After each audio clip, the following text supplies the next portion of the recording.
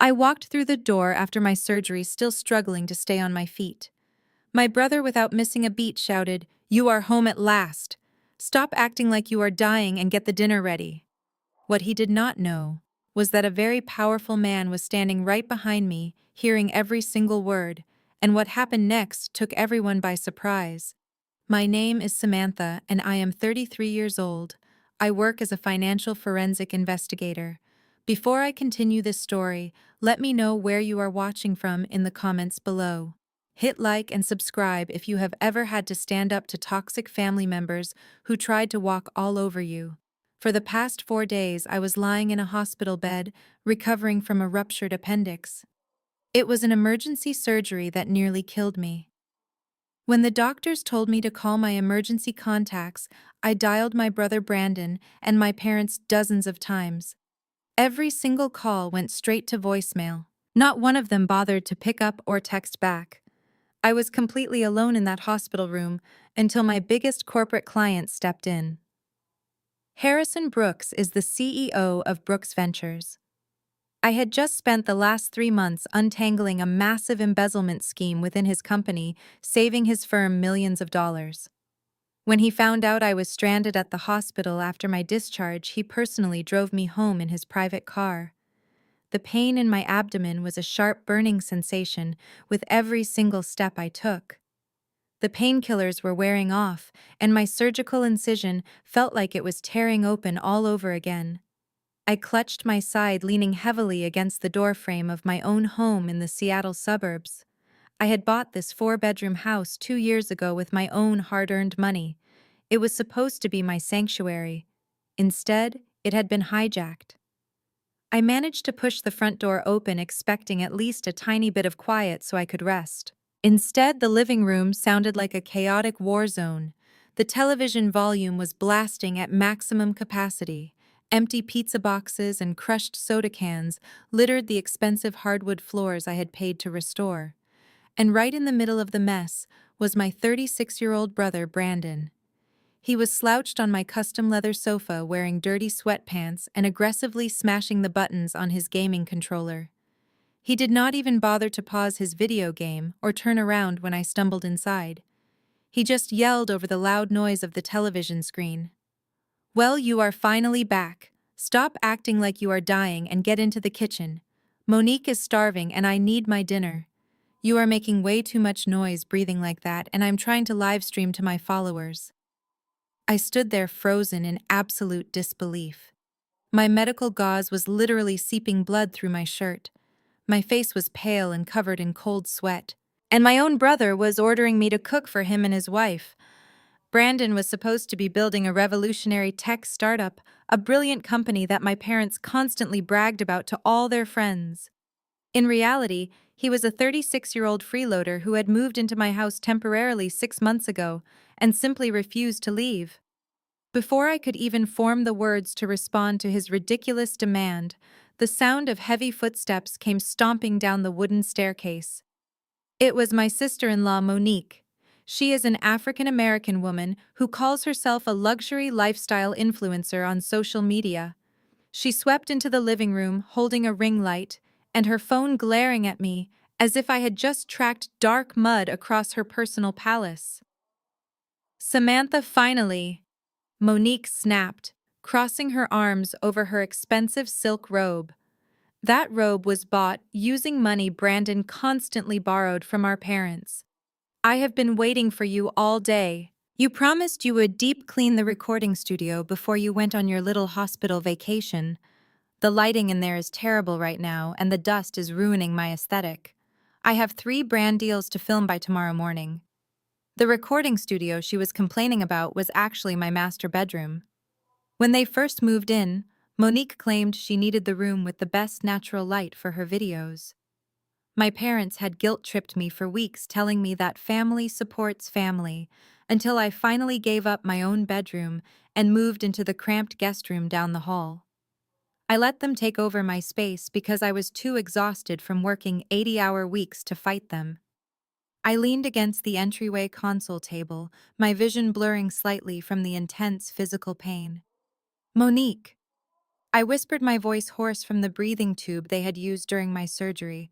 I literally just had my appendix removed. I cannot cook for you, and I definitely cannot clean anything. I need to go upstairs and lie down right now. Brandon finally paused his game and turned around, looking at me with pure annoyance. He rolled his eyes, letting out a loud, dramatic sigh.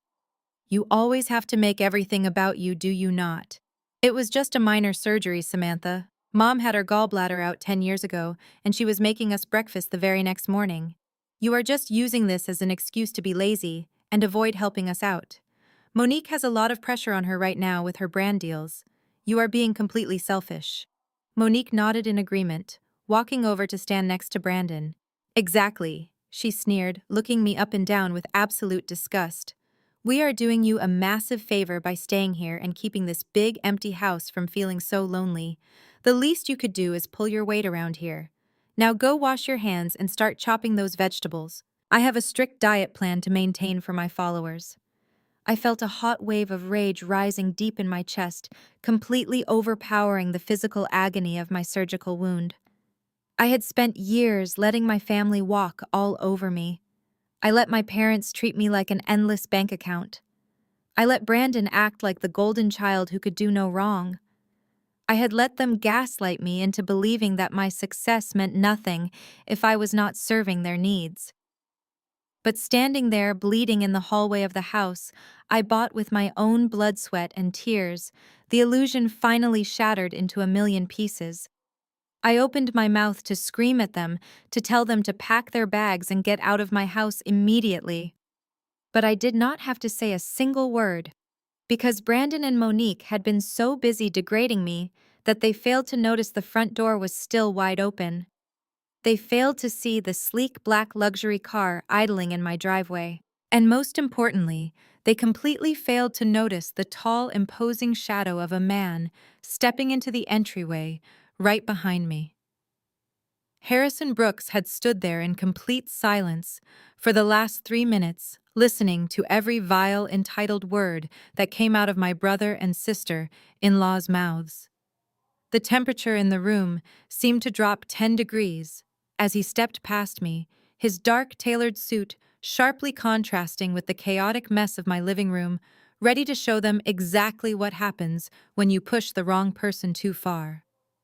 Harrison Brooks moved past me, his tall, broad-shouldered frame instantly blocking out the pale afternoon light streaming through the open doorway. His presence alone was enough to command absolute silence in any corporate boardroom, and here in the middle of my ruined living room, he looked like an apex predator stepping into a cage of noisy, clueless birds. He wore a charcoal gray, bespoke Tom Ford suit that easily cost more than Brandon had earned in his entire adult life. In his left hand, he gently held the white paper bag containing my post-surgery antibiotics. In his right hand, he held absolutely nothing, yet his clenched fist showed exactly how much restraint he was actively exercising. The loud, obnoxious explosions from the video game on the television screen continued to blast through the speakers, but the room itself had gone completely dead. Brandon froze on the sofa, his thumbs hovering stiffly over his gaming controller. Monique lowered her bright ring light, her eyes darting from Harrison's immaculate leather shoes to the customized platinum watch gleaming on his wrist.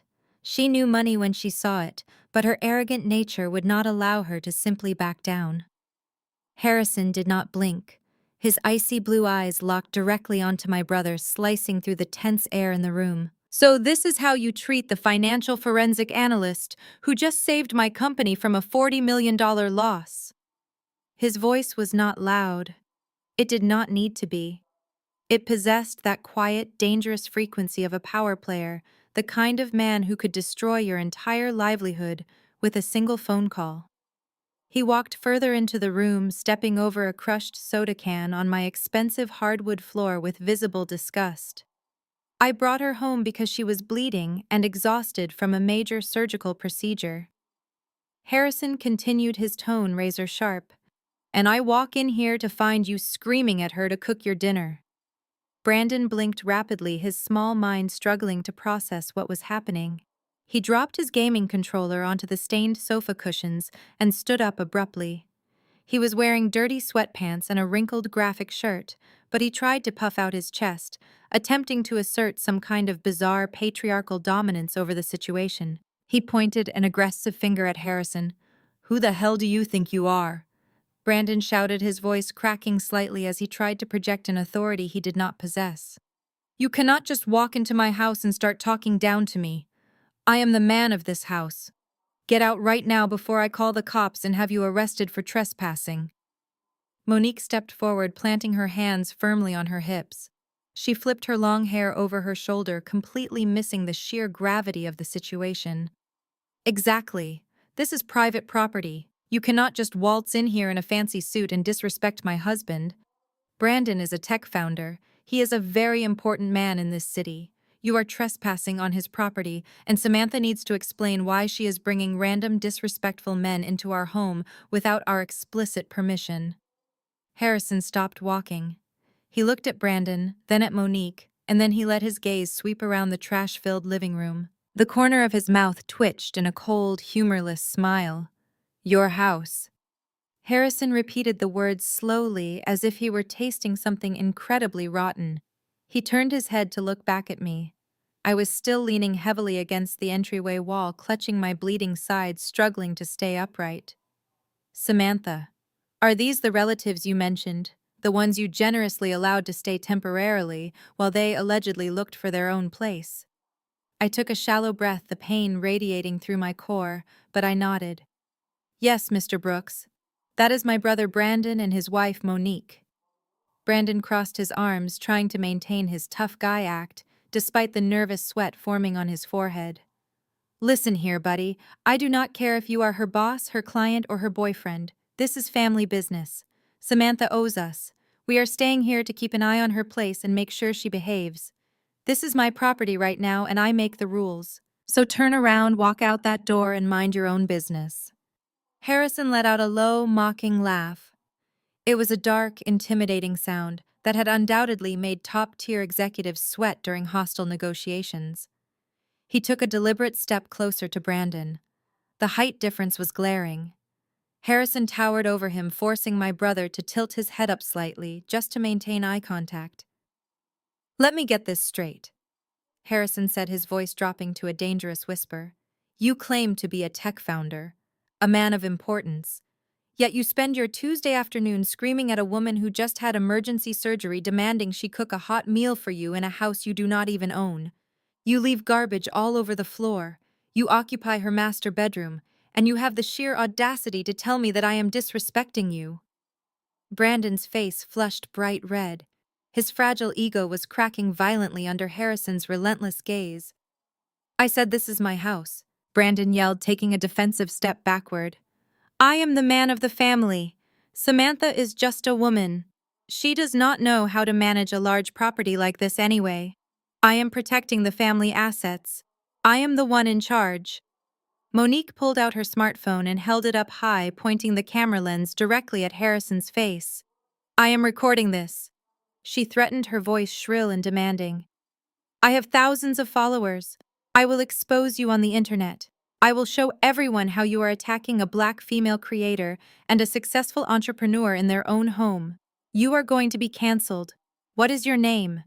Tell my followers your name so they can ruin your life." Harrison did not even flinch at the camera lens pointing at him. He simply looked at Monique with an expression of absolute pity. "Go ahead and record," Harrison said smoothly, completely unbothered. "Press record and live stream it to all your followers if you want. Let the entire internet see exactly who you really are. Because in a few minutes you are going to need a completely new background for your little videos."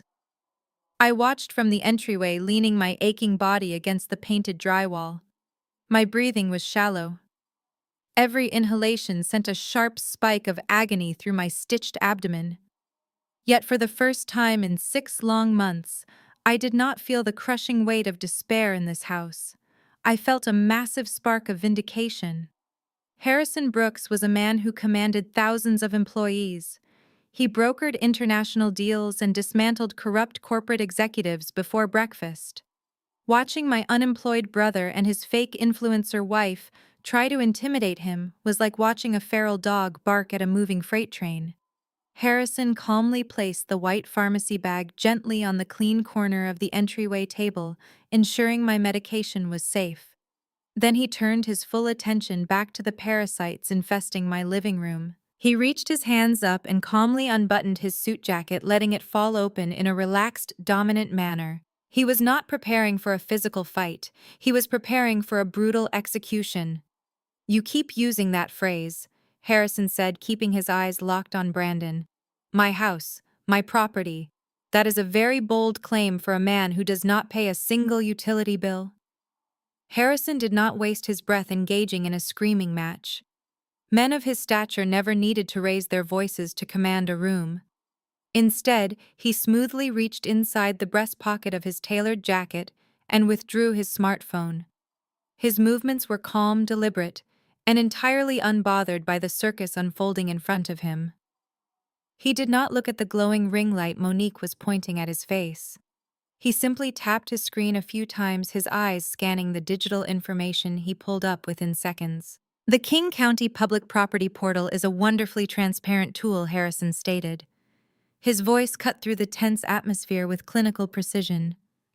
"It is amazing the kind of data you can find when you know exactly where to look. Let us review the facts, shall we?" Brandon crossed his arms, shifting his weight uncomfortably from one foot to the other.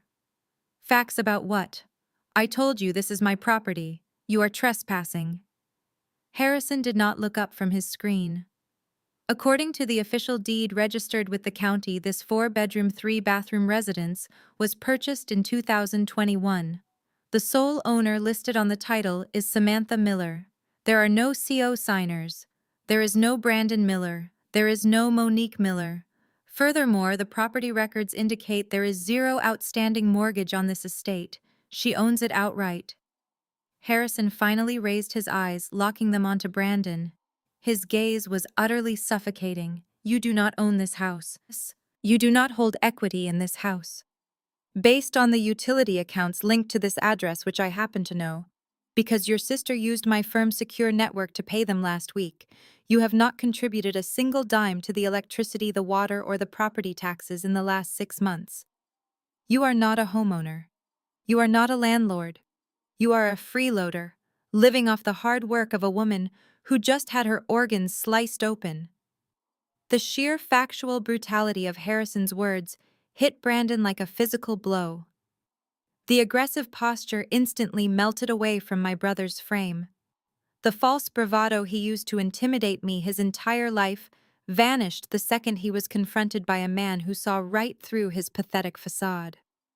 Brandon opened his mouth to argue, his face turning a sickly shade of pale.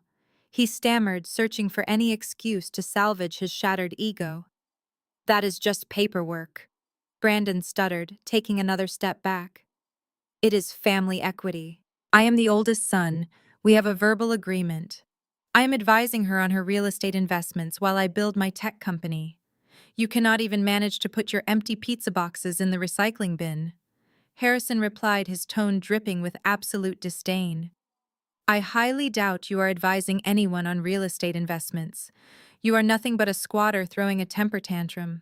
Monique immediately realized that the aggressive alpha male strategy had completely failed. Harrison Brooks could not be intimidated by loud noises, empty threats, or a smartphone camera. He had systematically dismantled her husband's authority with a few taps on a screen. The internet would never side with a couple of squatters refusing to pay rent and harassing a sick woman. Her influencer narrative was dead on arrival. Without missing a beat, Monique swiftly lowered her phone. She tapped the screen to stop her recording, realizing that broadcasting this humiliation would completely ruin her fake luxury aesthetic online. But Monique was nothing if not a master manipulator. If she could not play the fierce, untouchable creator, she would instantly switch to her backup role. She would become the helpless victim, her face contorted into an expression of exaggerated terror. Her bottom lip began to tremble and she dramatically gasped for air, as if she were suddenly under physical attack. She aggressively swiped at her phone screen, bypassing her social media apps and going straight to her speed dial. She put the phone on speaker, making sure the volume was turned all the way up so I could hear exactly what she was doing. The line rang twice before my mother Linda picked up. "Hello, Monique, sweetheart?" Linda's voice came through the speaker, dripping with that sickeningly sweet affection she reserved entirely for her daughter-in-law and her golden boy son. "How is my beautiful daughter doing today? Is Brandon working hard on his new software code? Mom, Linda, you have to get over here right now," Monique wailed into the phone. She forced a realistic-sounding sob from her throat, her voice cracking with manufactured panic. "We are in danger. It is Samantha. She has completely lost her mind." I groaned, squeezing my eyes shut as a fresh wave of pain radiated from my surgical incision. The stress of standing in the hallway was taking a massive toll on my body, but I could not look away from the absolute theater production playing out in my living room. "What do you mean she lost her mind?" Linda demanded, her tone instantly shifting from sweet to fiercely defensive. "Did she complain about cleaning the house again? I told her to make sure you two were fed. It is worse than that." Monique cried out, clutching her chest for dramatic effect. "She just barged into the house, and she brought some dangerous, aggressive thug with her. He is a giant man in a suit, and he is threatening Brandon. Brandon was just sitting here quietly working so hard on his startup, coding his fingers to the bone to make you proud, and Samantha brought this criminal into our home to terrorize us. He is threatening to throw us out on the street. He is verbally attacking your son." There was a sharp gasp on the other end of the line. The sound of something crashing to the floor, probably a plate or a glass, echoed through the speaker. My mother was hyperventilating with rage. She brought a violent man into the house to threaten my son. Linda screamed into the receiver. "How dare she? How dare she try to intimidate her own brother when he is on the verge of becoming a tech billionaire?" "Do not move, Monique. You tell Brandon to protect himself. Richard and I are getting in the car right now. We are coming over there to teach that ungrateful brat a lesson she will never forget. Do not let that man touch my son." Monique ended the call, leaving a tense, echoing silence in her wake. She wiped a fake tear from the corner of her eye and looked at me with a triumphant, malicious smirk. "You are finished, Samantha. Mom and Dad are on their way. You are going to be so sorry you ever tried to disrespect us." I leaned heavily against the wall, my legs trembling from exhaustion and blood loss. I had endured their manipulation for 33 years, but watching them twist reality right in front of my eyes was still nauseating. Harrison did not look at them. He completely ignored Monique's theatrical performance and Brandon's pathetic attempts to look tough. Instead, he walked over to the heavy oak dining table near the kitchen. He pulled out one of the sturdy wooden chairs, picked it up easily with one hand, and carried it over to the entryway where I was standing. He set the chair down gently right behind me. "Sit," Harrison commanded softly, his voice shifting from cold steel to a quiet, protective warmth. "You are pale, Samantha. Do not strain your stitches for people who are not worth your energy. Let them call whoever they want. We are not going anywhere." I slowly lowered myself into the chair, letting out a shaky breath as the pressure came off my abdominal muscles. I looked up at Harrison, seeing the fierce, unyielding determination in his eyes. My parents were coming to tear me down, just like they always did. But for the very first time in my life, I was not standing alone in the dark. I had a predator of my own standing guard, and the real show was just about to begin. The screech of tires violently tearing into my driveway broke the tense silence of the room. Heavy footsteps pounded up the concrete walkway in a frantic rush. The front door, which Harrison had left slightly ajar, was thrown completely open, hitting the drywall with a loud, aggressive thud. Richard and Linda marched into the entryway like they were generals storming a battlefield. My mother was dressed in her usual pristine suburban attire, her hair perfectly styled, her expensive handbag clutched tightly in her grip. My father trailed right behind her, his chest puffed out, ready to play the role of the ultimate protector for his golden boy. I was sitting right there in the wooden chair Harrison had placed for me. I was directly in their line of sight. My face was pale, covered in a cold sweat, and the fresh blood from my surgical wound was visibly soaking through the fabric of my shirt. Any normal parent would have dropped everything in sheer panic, rushed to their child, and immediately called an ambulance. Linda did not even break her stride. She marched right past my bleeding body without a single glance of concern and rushed straight over to the sofa. "Oh, my poor boy," she cried, wrapping her arms around Brandon as if he had just survived a war zone. Monique immediately jumped into action, producing fake exaggerated sobs as she leaned heavily into my mother's shoulder. "Mom," it was terrifying, Monique whimpered, pointing a perfectly manicured nail toward the entryway. "Samantha brought this violent man here to throw us out on the street. We were just minding our own business, working hard on Brandon's company, and she unleashed him on us." Linda spun around, her eyes blazing with an irrational, misplaced fury. She let go of Brandon and marched right up to me, stopping just inches from where I sat, hunched over in agonizing pain. She pointed her finger directly at my face, her features twisted with absolute disgust. "How dare you!" Linda hissed, her voice vibrating with pure venom. "How dare you bring a complete stranger into this house to humiliate your brother and your sister-in-law? Just because you are 34 years old single and nobody wants to marry you does not mean you get to be jealous of Brandon's happy family. You are a bitter, miserable woman trying to ruin your brother's future." The words hit me exactly as she intended them to. For my entire life, this had been the script. I was the workaholic spinster who was never good enough. Brandon was the brilliant prince who deserved the world on a silver platter. I looked up at my mother, searching her eyes for even a fraction of an ounce of maternal concern. There was absolutely none. She saw my blood. She saw my physical agony. She simply did not care. Richard stepped forward aggressively, inserting himself into the confrontation. He looked at Harrison, his eyes scanning up and down, trying to size up the man standing in front of me. Richard was used to intimidating people. He was used to bullying my soft-spoken ex-boyfriends or talking down to my quiet coworkers. But Harrison Brooks was built like a heavyweight fighter and carried the cold, lethal aura of a man who could buy and sell Richard's entire retirement fund before his morning coffee. Still, my father's blind arrogance pushed him forward. "You?" Richard barked, pointing his thick finger directly at Harrison's chest. "I do not know who you are, and I do not care. This is a private family matter. You are going to turn around, walk out that door, and get off my property right now. Leave us alone so my wife and I can teach our daughter how to respect her blood relatives." Harrison did not move a single millimeter. He stood firmly between me and my father, his broad shoulders creating an impenetrable human shield. The sheer height and presence of Harrison made Richard look incredibly small and pathetic. Behind my parents, Brandon crossed his arms and smirked. He felt invincible again.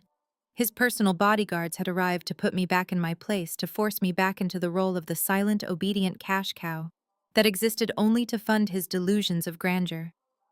Linda refused to stop. She leaned closer, her voice shrill and demanding. "You have always been so utterly selfish, Samantha. Brandon is working day and night on his tech startup. He is going to be a millionaire. He is carrying the family legacy. And what do?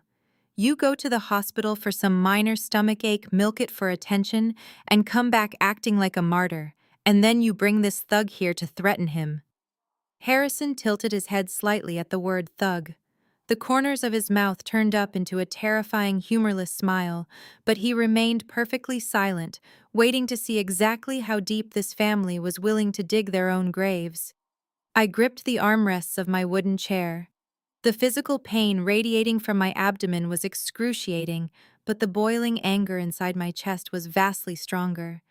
I forced myself to sit up straighter, refusing to cower in front of them. "Mom," I said, my voice barely above a whisper, but laced with pure steel. "I had a ruptured appendix. I was on the operating table for hours. I almost died of sepsis." "Oh, stop being so dramatic," Linda snapped instantly, waving her hand dismissively in the air. "You are clearly fine enough to sit there and conspire against your brother. If you have the energy to bring men into this house, you have the energy to do your chores. You should be in the kitchen right now apologizing to Monique and making sure she has a hot meal. She is very stressed because of your toxic behavior today." Richard took another step toward Harrison, foolishly invading his personal space. "Did you hear me, boy?" Richard yelled, his face turning red. "I said get out of my house. I am the patriarch of this family and I am ordering you to leave." If you do not walk out that door in the next 5 seconds, I will personally throw you out onto the street." Harrison looked down at Richard's pointing finger, then slowly met the older man's eyes.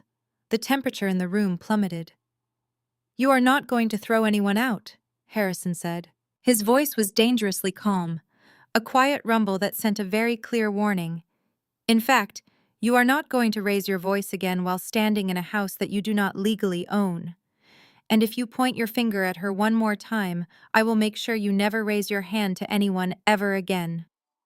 The absolute chilling conviction in Harrison's voice made Richard freeze entirely. It was the unmistakable tone of a man who did not make empty threats, a man who possessed the means and the ruthlessness to destroy a life without blinking. Richard swallowed hard, taking an involuntary half-step backward. Linda gasped, clutching the collar of her expensive blouse in mock horror. "Richard, call the police!"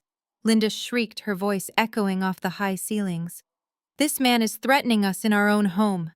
Samantha, you are a complete disgrace to this family.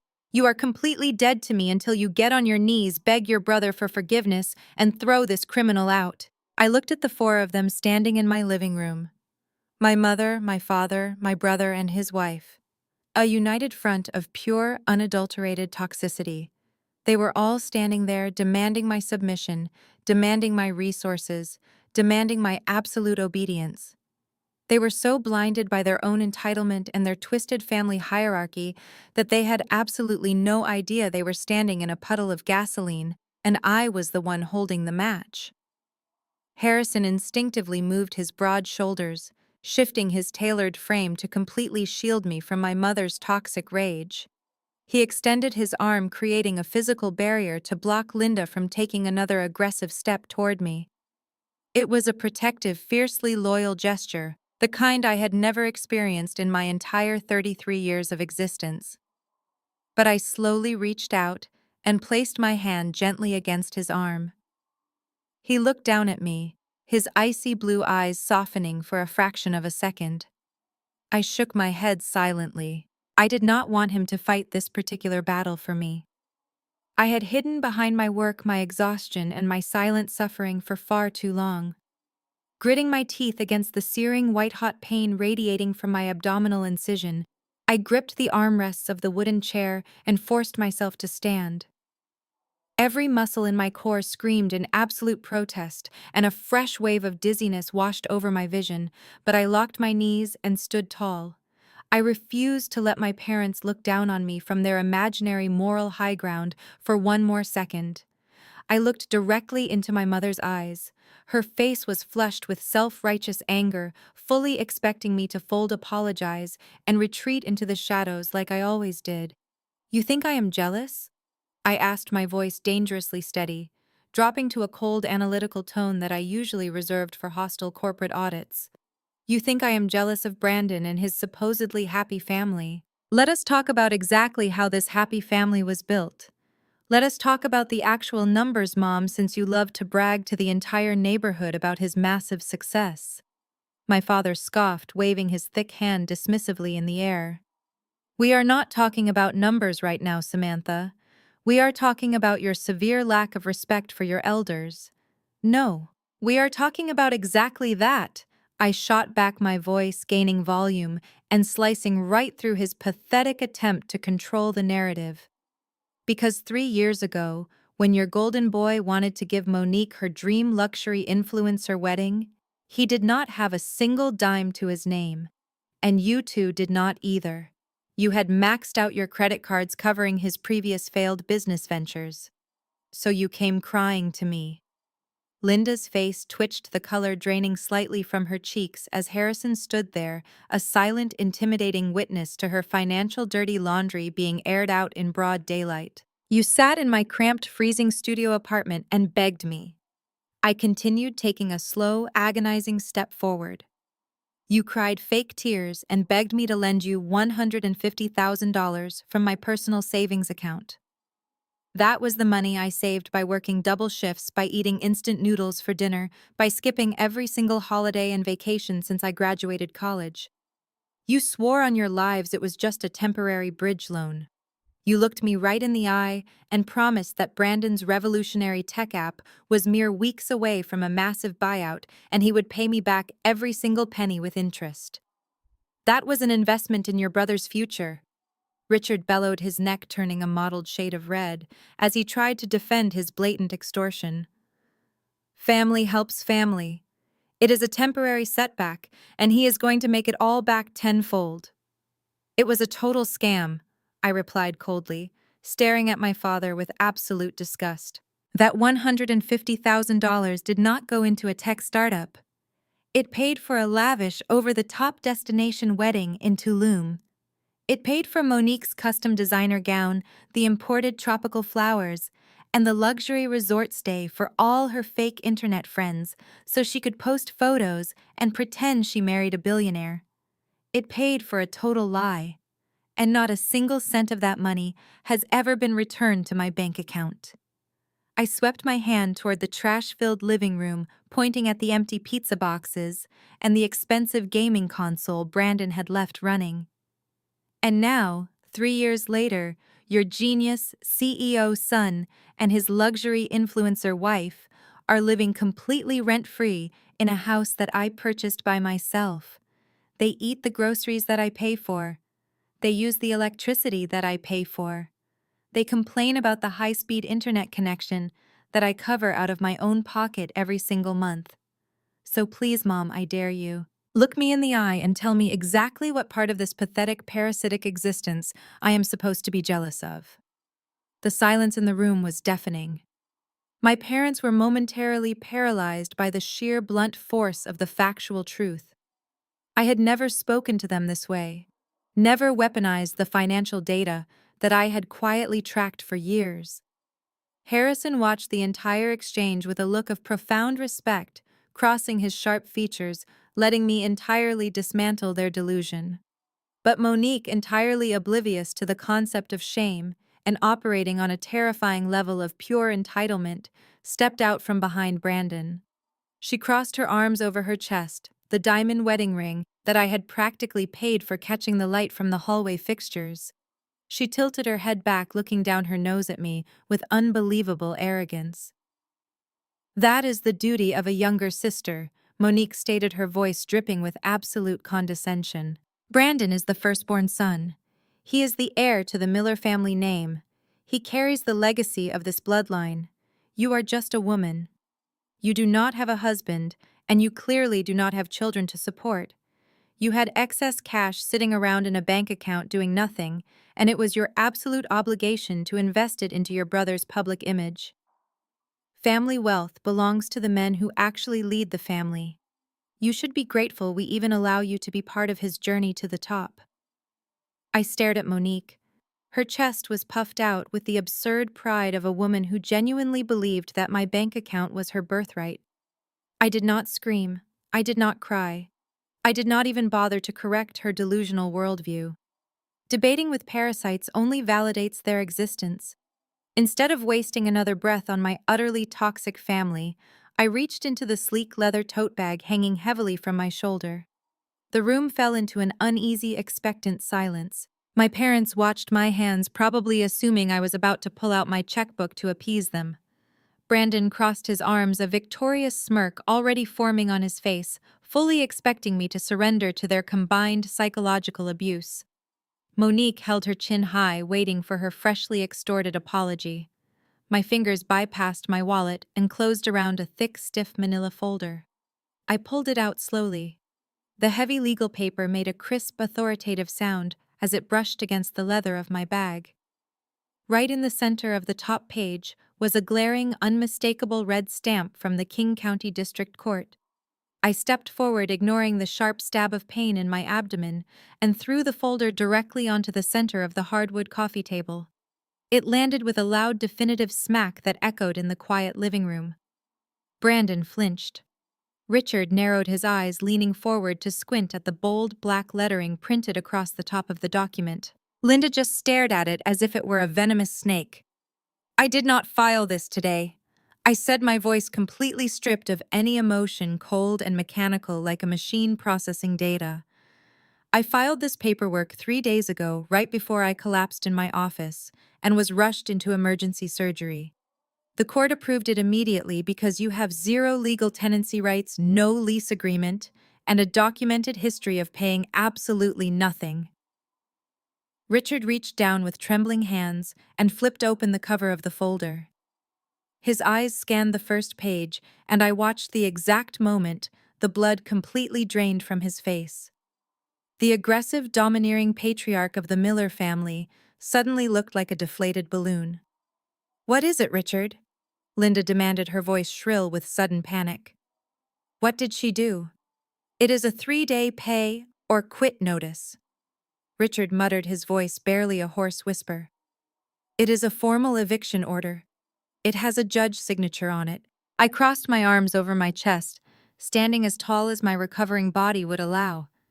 "You have exactly 72 hours to pack up every single piece of garbage you brought into my house and leave," I stated, locking eyes with Brandon. "I have already submitted copies of this court order to the local police precinct. If you are still standing on my property when that clock runs out, armed officers will arrive to physically escort you off the premises for trespassing." Brandon stumbled backward, his legs hitting the edge of the sofa. He dropped heavily onto the cushions, his mouth opening and closing like a suffocated fish. The reality of the red court stamp was short-circuiting his brain. He had spent months acting like the master of this estate, and in a single second, he was reduced to a legally documented squatter facing imminent police removal. "You cannot do this to us!"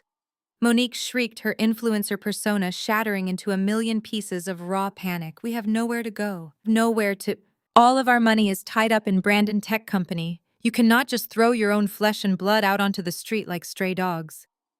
"This is a private residential home," I replied, my tone razor-sharp.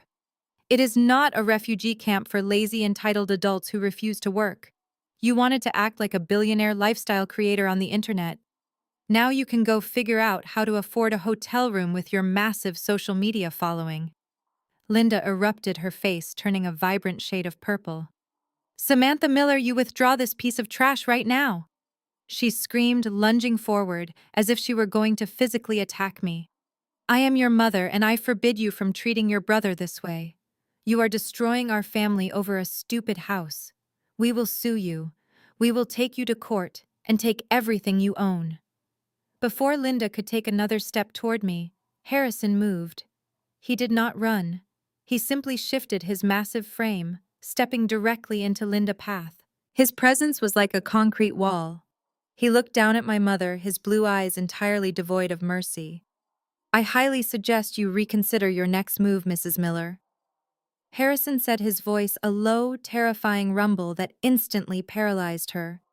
"If you attempt to sue her, you will be going up against the corporate legal team of Brooks Ventures. We retain the most aggressive, ruthless attorneys in the state of Washington. I promise you, by the time my lawyers are done dismantling your lives, you will not even be able to afford a cardboard box to sleep in." Richard grabbed Linda's arm, yanking her back. The threat of facing a billionaire legal squad was enough to terrify a man who had spent his whole life bullying people who could not fight back. He looked at me, his eyes wide with a mixture of fear and pure hatred. "You are going to regret this, Samantha." Richard spat, his voice trembling with impotent rage. "You are dead to us. Do you hear me? You are completely dead to this family." I looked right back at him, feeling absolutely nothing but relief. The manipulation tactics that used to make me cry myself to sleep no longer worked. The guilt trips were completely useless. I had severed the invisible chains they had wrapped around my neck for 3 decades.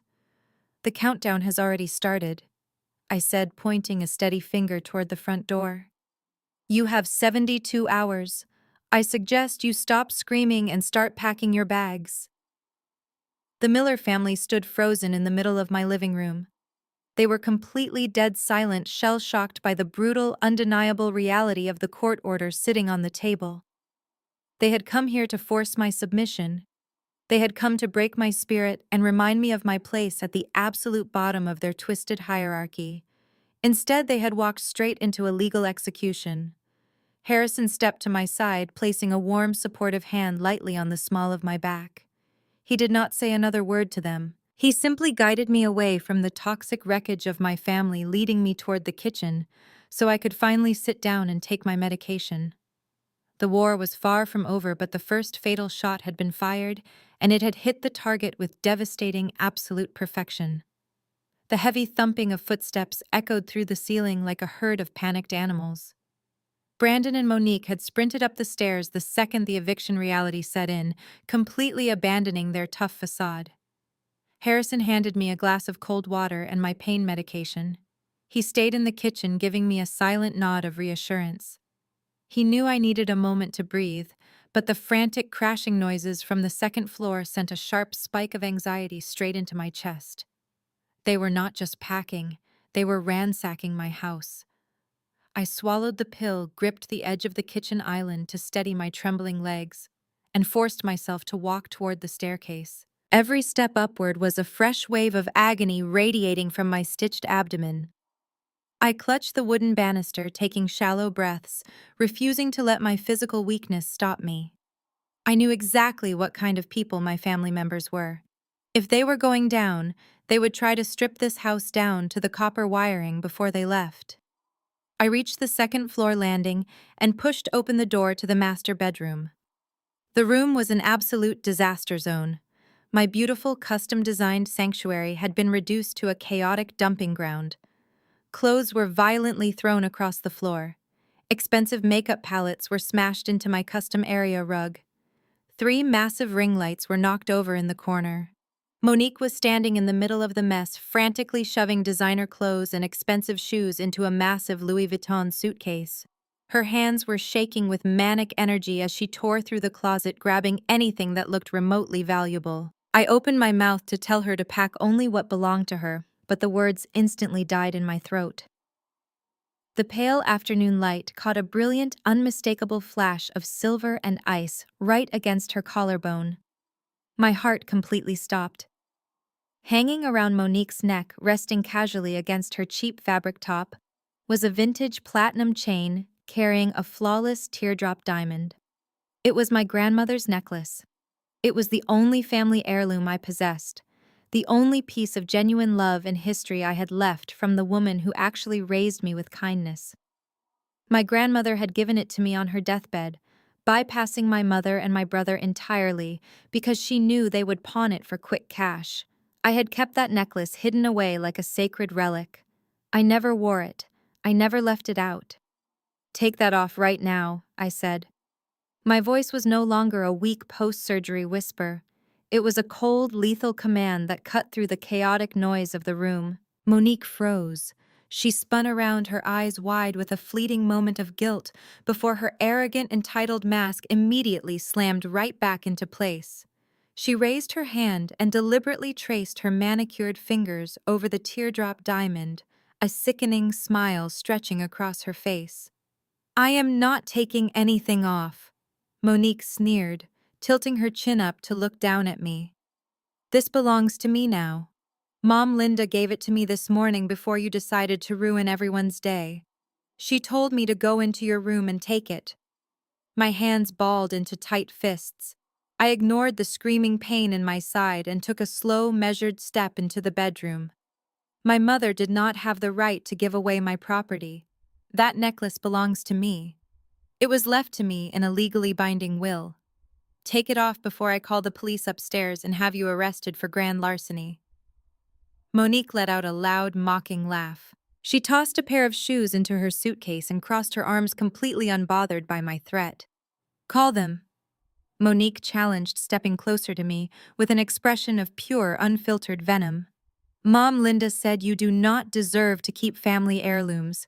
You are a 34-year-old spinster who cannot even keep a man. You are a worthless throwaway daughter who is going to die alone in this big empty house.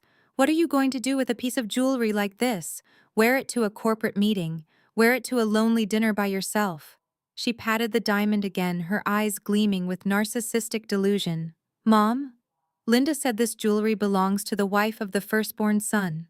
It belongs to someone who actually carries the Miller family legacy. A high-profile piece like this requires a woman with a natural influencer aura. It requires someone who knows how to represent wealth and status to the world. I need it for my brand deals, Samantha. You are just a bitter accountant who crunches numbers all day. You do not have the aesthetic or the class to wear diamonds. The sheer audacity of her delusion was staggering. She was a broke squatter being evicted by a court order, yet she stood in my stolen bedroom wearing my stolen jewelry, lecturing me about class and wealth. I did not scream. I did not cry. The seething rage inside me crystallized into something utterly terrifying and calm. I walked straight up to Monique. I did not stop until I was standing inches from her face, invading her personal space with an energy so intensely hostile that she instinctively stepped backward, her heel hitting the edge of her open suitcase.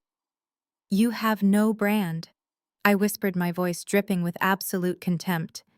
"You have a fake internet life funded entirely by the money your husband steals from his parents. And right now you are standing in my house wearing stolen property." I raised my hand and pointed a single trembling finger directly at her chest. "I am going to count to 3. I stated, locking my eyes onto hers. "If that platinum clasp is not undone by the time I reach the number 3, I will not call the police. I will call Harrison Brooks upstairs, and I will let him handle a thief in whatever way he sees fit." Monique's arrogant smirk vanished instantly. The memory of Harrison's massive, intimidating frame standing in the living room was still fresh in her mind. She knew her husband was too cowardly to protect her from a man of that caliber. Her hands immediately flew to the back of her neck. Her perfectly manicured fingers fumbled frantically with the small metal clasp. 1. I counted, my voice completely dead and hollow. "Fine, take your stupid necklace," Monique hissed in a panicked rush. She yanked the platinum chain free and practically threw it into my outstretched hand. "You are psychotic. Mom Linda was right about you. You are a greedy, miserable monster." I closed my fingers tightly around the cool metal of the diamond pendant. The relief of having it back was immediate, but the victory was heavily overshadowed by a sudden, sickening realization. I slowly turned my head, my eyes scanning the chaotic mess of the master bedroom, ignoring Monique's continued tantrum. My grandmother's necklace had not been sitting in a jewelry box on the dresser. It had not been tucked away in a drawer.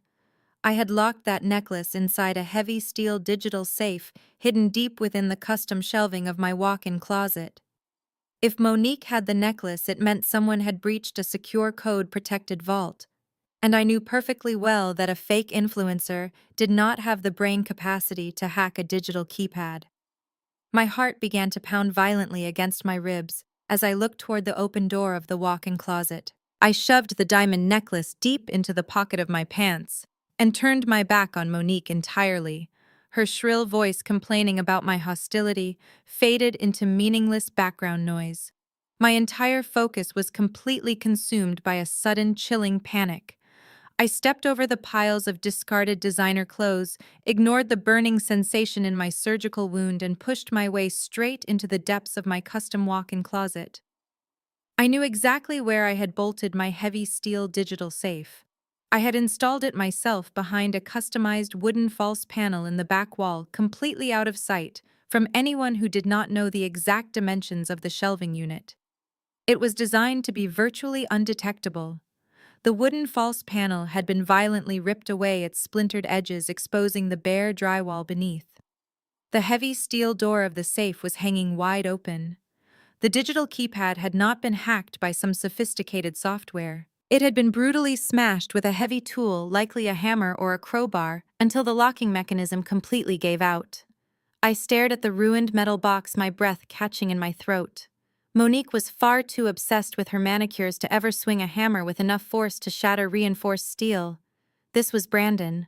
My brother had systematically destroyed my property to access my most highly classified personal files. I fell to my knees, biting my lip hard to suppress a cry of pain as my abdominal muscles contracted sharply. I frantically reached inside the dark cavity of the ruined safe. My jewelry boxes had been tossed aside, but that was not what I was looking for. I dug my hands into the bottom compartment where I kept my most sensitive physical documents, my social security card, my birth certificate. The original deed to my house, my past 5 years of highly detailed tax returns. The compartment was completely empty. A normal person might have just started crying. A normal person would have called the police immediately to report a standard burglary. But I was not a normal person. I was a senior financial forensic investigator who spent my entire career tracking down elite corporate embezzlers and dismantling complex monetary fraud rings. My professional instincts kicked in, overriding my physical agony with a massive icy wave of pure adrenaline. Brandon did not steal my tax returns and my property deed to sell them on the black market. He stole them because he needed to establish a comprehensive financial profile. I pushed myself off the closet floor, my mind racing at a terrifying speed. I ignored Monique, who was still standing in the bedroom complaining about her packed luggage. I grabbed my secure work laptop from its hidden compartment in the bottom drawer of my desk, flipped open the screen, and placed it on the nearest flat surface. My fingers flew across the keyboard with muscle memory, bypassing the standard startup screens and launching my encrypted virtual private network. I did not check my standard bank accounts. If Brandon wanted cash, he would have just stolen my debit cards. I went straight for the absolute core of my financial identity. I logged directly into the Federal Credit Bureau database, utilizing my professional credentials to pull a real-time, comprehensive hard inquiry on my own Social Security number. The loading icons spun on the screen for 3 agonizing seconds. When the dashboard finally materialized, the numbers staring back at me made the blood completely freeze in my veins. My credit score, which I had meticulously maintained at a flawless 810 for years, had violently plummeted. But that was not the horrifying part. Right at the top of the screen, under the active liabilities column, was a massive red flag indicating a brand new, highly leveraged financial account. It was a home equity line of credit.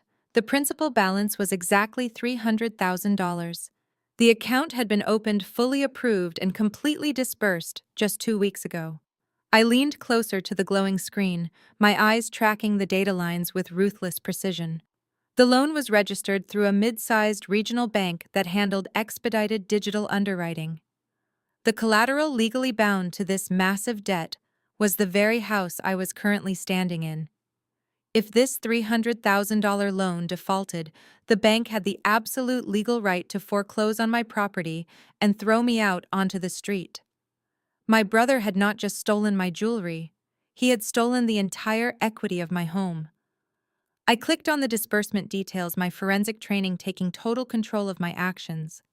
The funds had not been mailed via check. They had been wired directly into a newly formed corporate account registered under the name NextGen Tech Innovations LLC. That was Brandon's highly publicized, completely fraudulent startup company. The same company my parents constantly bragged about to their country club friends. The same company he claimed was about to secure a billion-dollar valuation. He had funded his fake executive lifestyle by secretly mortgaging my house. The sheer audacity of the crime was mind-boggling.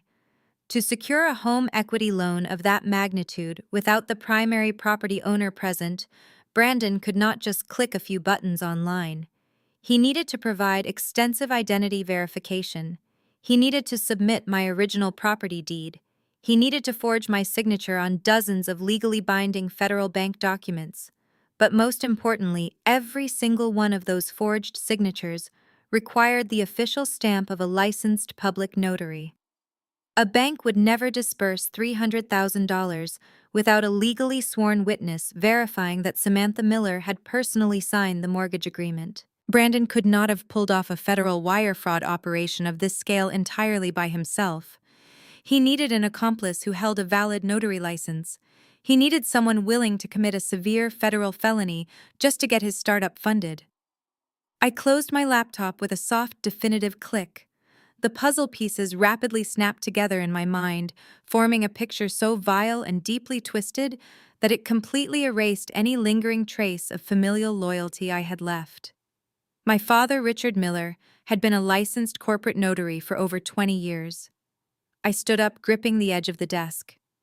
The physical pain in my stomach was nothing compared to the absolute betrayal radiating through my chest. My father had not just come to my house today to protect his golden boy son from an eviction notice. He had come here to protect his co-conspirator. My parents knew exactly how Brandon was funding his luxurious influencer lifestyle. They knew Brandon had forged my signature. They knew my father had illegally stamped those bank documents to push the loan through. They had literally gambled my entire livelihood, my home, and my financial future, just to keep their precious son from looking like a failure. They thought I was just a quiet, obedient daughter who would eventually find out about the loan and be too scared to report her own family to the authorities. They thought they could trap me under a mountain of debt, forcing me to stay silent, while they lived like royalty on my stolen equity. I picked up the printed eviction notice I had brought upstairs, my grip tightening until my knuckles turned white. They wanted to play high-stakes financial games. They wanted to commit federal bank fraud and hide behind the excuse of family loyalty. I turned toward the bedroom door, leaving Monique and her pathetic packing behind. I was going back downstairs, and I was going to tear their entire world apart brick by brick. I descended the wooden staircase with a heavy, deliberate tread, completely ignoring the fiery pain lacing through my abdomen. The physical agony was entirely eclipsed by the icy, razor-sharp clarity taking over my mind. Every step I took felt like I was crushing the last remaining fragments of my childhood illusions under my heel. The scared, eager-to-please daughter died on the second floor of this house. The woman walking down the stairs was a senior financial forensic investigator who had just uncovered a massive federal crime committed by her own flesh and blood. When I re-entered the living room, the atmosphere was thick with toxic tension. Richard and Linda were standing near the sofa speaking in hushed, aggressive tones to Brandon, who was currently biting his fingernails like a cornered rat. Harrison was standing exactly where I had left him, his commanding presence keeping them pinned to that side of the room. When Harrison saw my face, his posture shifted slightly. He recognized the look in my eyes immediately. It was the exact same look I had when I walked into a corporate boardroom right before dismantling a corrupt executive board. I did not say a word as I walked straight to the coffee table. I slammed my laptop down right next to the eviction notice, flipped the screen open, and turned it around so it faced my family perfectly. The bright glow of the Federal Credit Bureau dashboard illuminated the darkened room. Right in the center of the screen was the undeniable proof of their betrayal. $300,000, I stated, my voice echoing off the high ceilings with absolute zero-degree hostility. A home equity line of credit taken out against my property exactly 14 days ago. The funds were wired directly into next-gen tech innovations. Brandon let out a pathetic, high-pitched gasp. He stumbled backward, hitting the edge of the sofa, his eyes darting frantically between the laptop screen and his father. He was terrified because he knew I had found the ultimate smoking gun. Forging a signature on a federal bank loan was not a family disagreement. It was a severe felony that carried mandatory prison time. I kept my eyes locked entirely on my father. A bank does not disperse $300,000 based on a digital signature alone, I said, taking a slow, calculated step toward Richard. They require a physically notarized document to verify the identity of the property owner. Someone had to sit down, look a loan officer in the eye, and officially stamp a forged signature with a state-issued notary seal. I expected my father to panic.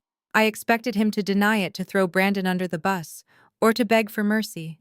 Instead, Richard Miller did the exact opposite. He stood up straighter, puffing out his chest with an air of absolute nauseating arrogance. He adjusted the collar of his shirt, looking down at me, not with guilt, but with the supreme annoyance of a patriarch who had just been questioned by a disobedient subordinate. Yes, I stamped the documents, Richard admitted, casually crossing his arms over his chest, as if we were discussing the weather. I validated the loan. It was the only logical decision to make. The sheer audacity of his confession sent a shockwave through the room. Even Harrison narrowed his eyes, a dangerous predatory stillness settling over his broad frame. "You committed federal bank fraud," I said, my voice dangerously low. "You stole the equity of my home. I secured the future of this family." Richard barked back, his tone laced with heavy, unfiltered misogyny. "Brandon is on the verge of a massive breakthrough. He needs capital to rise in the tech industry. You are a woman, Samantha. You are 34 years old. Sooner or later, you are going to get desperate, marry some outsider, and all of the wealth you have accumulated will be taken away by another man. I did what I had to do to keep the money within the Miller family line. Brandon is my heir. His success is the only thing that matters for our legacy. Linda immediately nodded, stepping up to link her arm through Richard's. Your father is right, Samantha, she chimed in, her voice dripping with toxic justification. You have always been so selfish with your money. Brandon is a visionary. He just needed a temporary boost. You should be honored that your property is funding the next big tech empire. When he is a billionaire, he will pay off your little mortgage. You owe your brother this much. I stood there staring at the two people who brought me into this world. I looked at the wrinkles around my mother's eyes and the graying hair on my father's temples. For 3 decades, I had exhausted myself trying to decode their behavior. I had spent countless nights crying, wondering why I was never smart enough, pretty enough, or successful enough to earn their love.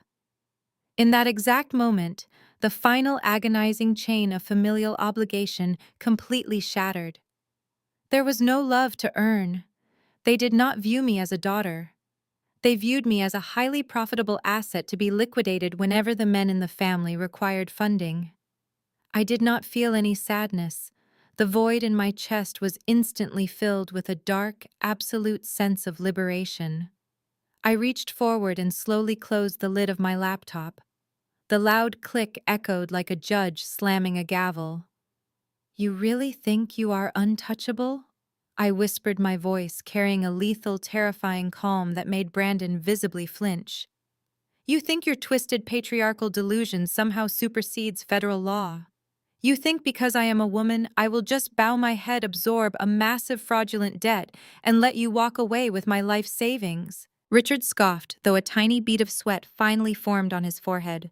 You are not going to do anything, Samantha. You are not going to send your own father and your own brother to prison. You do not have the spine for it. I am not your daughter anymore, I replied, looking directly into his arrogant eyes. I am the senior forensic investigator for the largest financial oversight firm on the West Coast. I send men far more powerful and far wealthier than you to federal prison on a weekly basis. You are not my family. You are simply the subject of my next criminal dossier. Linda gasped, taking a sudden step back, as the sheer reality of my words finally penetrated her thick skull. You have 48 hours to vacate my property. I continued, my voice sharp and unyielding. When you walk out that door, you will cease to exist in my world. Do not call me. Do not text me. Because the next time you hear my name, it will be read aloud by a federal prosecutor in a court of law. I turned my back on them, entirely pivoting on my heel to face Harrison. The billionaire CEO was watching me with an expression of profound, undeniable respect. He held out his hand and I walked toward him, leaving the pathetic, crumbling remains of the Miller family, suffocating in the toxic atmosphere they had created. The eviction was only the beginning.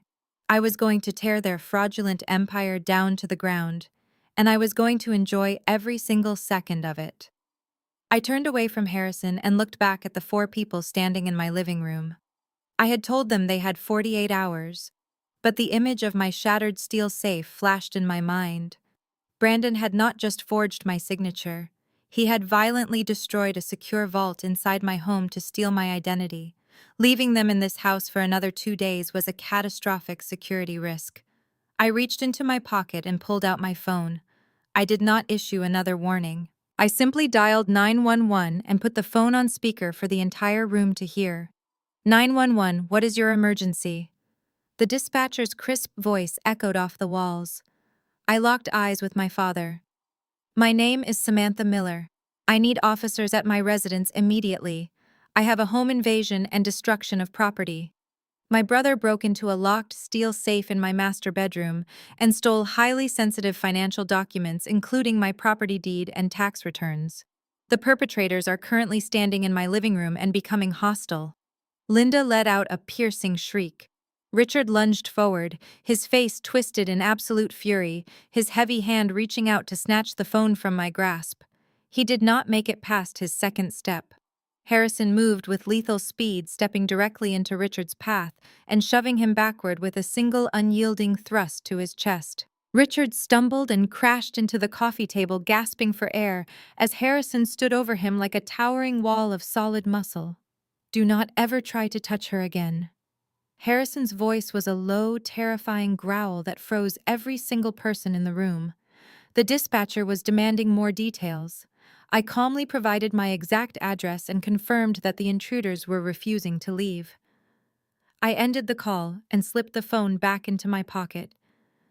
The silence that followed was heavy, suffocating, and entirely devoid of the arrogance my family had displayed just minutes ago. "You are a monster," Linda sobbed, kneeling beside Richard, who was still clutching his chest. "You are calling the police on your own blood. We are your family. You cannot put us in jail over some stupid paperwork. It is not paperwork. It is a federal crime." I replied, my voice steady and devoid of any sympathy. "And you are not my family.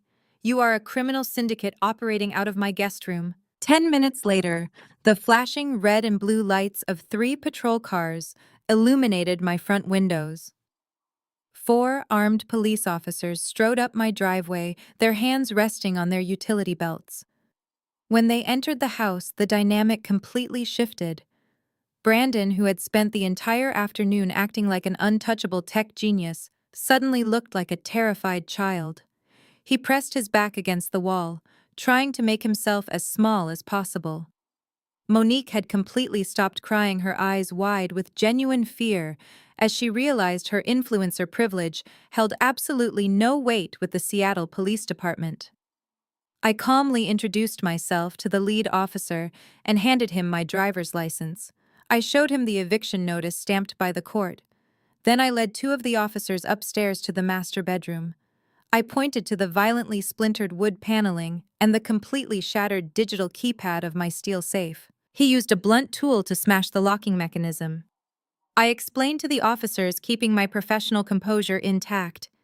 He stole my social security card, my birth certificate, and the original deed to this property. He then used those documents to secure a fraudulent $300,000 line of credit. "I have the digital evidence ready for your detectives." The officers did not need to hear anything else. Destruction of a secure safe combined with identity theft escalated the situation from a civil eviction dispute to an active crime scene investigation. The lead officer marched back downstairs, his expression hard and unyielding. He looked directly at Brandon and Richard. "You have exactly 15 minutes to gather your personal belongings and vacate this property." The officer commanded, his hand resting on his radio. "If you are still standing inside this house when that time is up, you will all be placed in handcuffs and transported to the precinct for felony destruction of property and theft. Move. Now." Panic erupted. Monique sprinted upstairs, her high heels clicking frantically against the hardwood. She did not bother carefully folding her designer clothes or packing her expensive ring lights with care. She began blindly shoving everything into black plastic trash bags, because she simply did not have enough luxury suitcases to hold her massive wardrobe. Brandon scrambled after her, grabbing his gaming console and shoving tangled wires into a duffel bag, completely terrified that the police officers watching him would pull out their handcuffs. Linda was hyperventilating by the front door, leaning heavily on Richard. They had come here to demand my obedience and force me to submit to their patriarchal rules. Instead, they were being physically thrown out of a house in the middle of the night, flanked by armed police officers carrying their possessions in garbage bags like common criminals. They had nowhere to go. Their credit cards were maxed out. They were heading straight to the cheapest, most run-down motel on the edge of the city. Brandon was the last one to walk out. He stood on the front porch, gripping the handles of his cheap duffel bag. The cool night air hit his sweating face. He looked at me standing safely behind the threshold, flanked by Harrison and the police officers. His pride was completely shattered, but his toxic ego forced him to have the last word. His face twisted into a mask of pure, unadulterated hatred. "You think you have won." Brandon spat, his voice trembling with bitter rage. You think you are so smart because you brought the cops into this. You are nothing but a jealous, miserable spinster. My startup is about to close a Series A funding round tomorrow morning. We are getting an injection of cash from a billion-dollar investment fund. I am going to be richer than you could ever comprehend. And when I am a billionaire, do not you dare come crawling back, because even if you beg on your knees, I will not accept your apology. You are dead to me. He turned around and marched down the driveway, shoving his duffel bag into the trunk of my parents' car. I watched their vehicle speed away into the dark street, leaving behind nothing but the quiet hum of the neighborhood. I did not feel insulted by his threat. I did not feel a single ounce of fear. I slowly turned my head and looked up at Harrison. The billionaire CEO of Brooks Ventures was standing with his hands in his pockets. He was staring at the exact spot where Brandon's car had just disappeared. A slow, chilling, predatory smirk spread across Harrison's face. He knew exactly what was going to happen tomorrow morning, and we were both going to make sure Brandon's spectacular downfall was an event the tech industry would never forget. The morning sun reflected blindingly off the floor-to-ceiling glass windows on the 40th floor of the Brooks Ventures skyscraper in downtown Seattle. I sat in a plush, ergonomic chair, inside Harrison's private executive suite, nursing a hot cup of black tea. My abdomen still ached with a dull throb, but the heavy dose of prescribed painkillers kept it manageable. More importantly, the adrenaline surging through my veins completely neutralized any lingering physical exhaustion. I was in my element now. Harrison had cleared a massive mahogany conference table just for me, setting up a top-tier encrypted workstation with 3 curved monitors. He stood quietly near the window, sipping his own coffee, giving me the absolute silence I needed to work. I logged into my specialized financial tracking software, bypassing standard banking firewalls, with the legal forensic credentials I held as a senior investigator. I needed to know exactly where my stolen $300,000 had gone. I started with the initial wire transfer from the fraudulent home equity line of credit.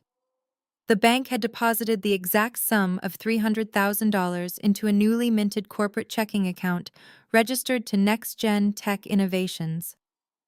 From there, Brandon should have theoretically allocated the capital towards server hosting, software engineering, payroll, beta testing, and marketing acquisitions. If he was truly building a revolutionary tech startup, the corporate ledger would show a clear, documented paper trail of technological development. I ran a deep diagnostic sweep on the corporate account ledger. The results populated on my center monitor in stark, undeniable red text. I stared at the screen, my jaw clenching tightly. There was absolutely zero capital assigned to software development. No freelance coders had been hired. No domain hosting fees had been paid. No patent applications had been filed. Brandon had not written a single line of code. His entire company was nothing but a hollow shell entity created specifically to launder my stolen equity. I switched to my left monitor, tracing the rapid outward disbursements. The money had been hemorrhaging from the account at an astonishing rate. Within 48 hours of the loan clearing, Brandon had authorized a massive wire transfer of $25,000 to a luxury boutique in Beverly Hills. I cross-referenced the transaction with Monique's public social media accounts. There it was, posted exactly 3 days ago. A picture of Monique posing in my stolen master bedroom, holding a rare limited edition Hermes Birkin bag, complete with a caption bragging about how her billionaire CEO husband spoils her for no reason. The fraudulent spending did not stop at designer handbags. I tracked another massive deduction of $40,000 wired directly to an elite exotic car dealership downtown. It was a prepaid 6-month lease for a custom-painted Porsche 911. Again, a quick search of Monique's influencer profile showed her draped over the hood of the exact same sports car, claiming she and her husband had just purchased their absolute dream vehicle. They were literally burning through my life savings to fund a fake internet aesthetic for strangers online. I kept scrolling through the transaction history. I found thousands of dollars dropped on 5-star dining, premium champagne, and luxury spa retreats. Brandon was actively playing the role of a wealthy tech founder, treating his friends to extravagant nights out, using the money he illegally siphoned from my property. But the most sickening discovery was yet to come. I noticed a highly suspicious, heavily obscured wire transfer of $80,000 routed through a secondary shell account before disappearing into an offshore financial institution. I utilized a federal tracking algorithm to strip away the routing layers. The final destination was an offshore sports betting syndicate known for handling high-stakes, illegal gambling debts. I leaned back in my chair, the sickening reality washing over me. This was exactly why my father Richard had been so eager to commit federal notary fraud. He was not just trying to help his golden boy launch a business. Richard had massive, suffocating gambling debts that he had managed to keep hidden from his arrogant country club crowd. He had actively conspired with Brandon to steal the equity of my home specifically to save his own skin from illegal bookies. My father had stood in my living room yesterday preaching about family loyalty and protecting the Miller legacy while secretly using his daughter as a human shield to pay off his own criminal gambling addiction. They had essentially sacrificed my financial future to cover Richard's illegal debts and fund Monique's luxury shopping addiction. I highlighted every single fraudulent transaction, taking detailed digital screenshots and compiling them into a heavily encrypted, meticulously organized master file. I categorized the evidence under wire fraud, money laundering, and conspiracy to commit bank fraud. It was a beautifully structured, undeniable roadmap of their criminal enterprise. A federal prosecutor would not even have to work for a conviction. I was preparing to hand them the entire case on a silver platter. I let out a sharp, cold breath and pushed my chair back slightly. Harrison turned away from the window and walked over to stand directly behind me. He looked at the three monitors, his sharp eyes instantly absorbing the highlighted data points, the offshore routing numbers, and the photos of Monique's designer purchases. He did not look surprised. He looked like a predator, analyzing a trapped prey. They did not build a company. I stated, my voice echoing in the quiet glass office. They built a criminal syndicate, using my identity as the foundation. They stole my money to pay off illegal gambling debts and buy luxury cars. Harrison placed a reassuring hand on my shoulder. His grip was firm and steady, a grounding anchor in the middle of this chaotic betrayal. They thought they could outsmart a financial forensic investigator, Harrison said smoothly, his voice laced with dark amusement. That was their first fatal mistake. Their second mistake was threatening you in front of me. I looked up at him, a dangerous, absolute smile finally breaking across my face.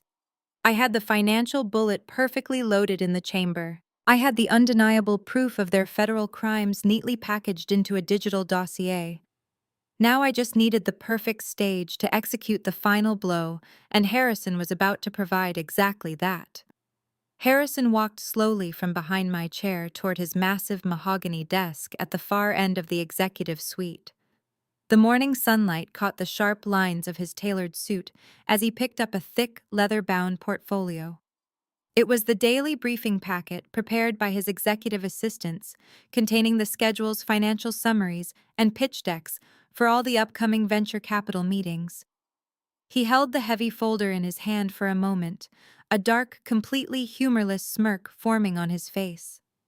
He walked back to the conference table and tossed the leather portfolio directly onto the glass surface right next to my encrypted laptop. The heavy thud echoed in the quiet room. "Open it," Harrison commanded softly, leaning his hands against the edge of the table. "Turn to the schedule for tomorrow morning. Look at the 10 o'clock slot for our subsidiary seed fund." I frowned slightly, pulling the portfolio toward me.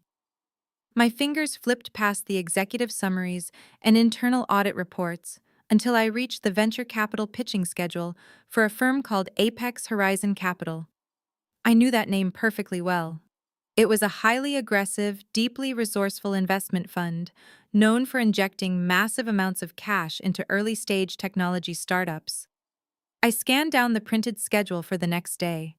Right there, scheduled for a premium one-hour presentation in the main boardroom, was a company name that made my blood run absolutely cold. Next Gen Tech Innovations, LLC. I stared at the bold ink on the premium paper. Attached to the schedule was the official pitch deck submitted by the prospective founder. The cover page featured a sleek, incredibly expensive-looking graphic design with Brandon Miller listed proudly as the chief executive officer. I turned the page, my eyes darting over the executive summary. The document was completely filled with meaningless corporate buzzwords. Brandon was claiming to have developed a revolutionary proprietary algorithm that would disrupt the entire cloud computing industry. He was confidently asking for an initial seed investment of $5 million. He actually managed to secure a pitch meeting. I whispered, genuinely stunned by the sheer audacity of the lie. How did a man who cannot even write a basic line of code get into a room with top-tier venture capitalists? Harrison let out a sharp, cynical laugh. He bought his way in, Harrison explained, tapping his finger against the glossy cover page of Brandon's fraudulent presentation. He used a portion of your stolen $300,000 to hire an elite high-pressure public relations firm. Those firms specialize in packaging worthless shell companies into shiny, irresistible presentations. They aggressively lobbied the junior partners at the fund to grant him an audience. Your brother paid premium networking fees to skip the line and get a seat at the table. I looked up at Harrison, the pieces of the puzzle rapidly locking into place. Brandon had screamed at me last night on my front porch. He had bragged that his startup was about to receive a massive injection of cash from a billion-dollar investment fund. He was utterly convinced that he was 48 hours away from becoming untouchable. But Apex Horizon Capital is an independent fund, I said, my forensic mind analyzing the corporate structures. Why do you have their daily briefing packets on your personal desk? Harrison leaned closer, his blue eyes gleaming with absolute predatory satisfaction. Because Apex Horizon Capital is not independent anymore, Samantha. Brooks Ventures finalized a silent 100% acquisition of their entire portfolio last month. The ink dried on the merger documents 3 weeks ago. The public press release simply has not been issued yet.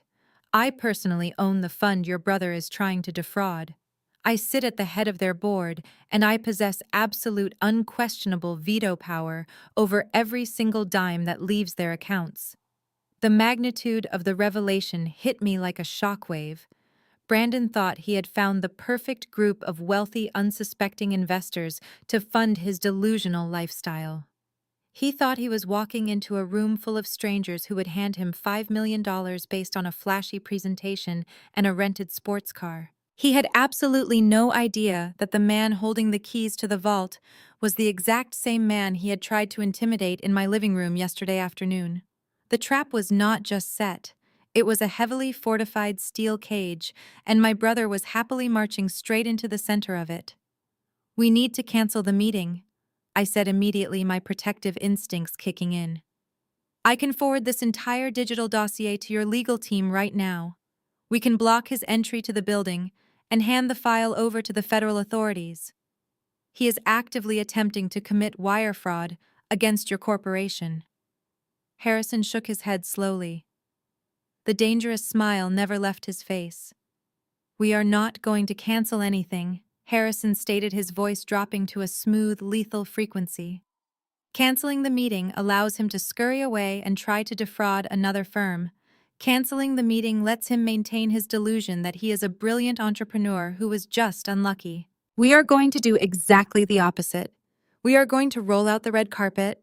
We are going to let your brother put on his expensive suit, walk into my premium glass boardroom, and stand in front of the top executives in this city. We are going to let him present every single one of his miserable lies. I looked at Harrison, feeling a massive surge of adrenaline completely overwrite the pain of my surgical recovery. You want to execute him professionally.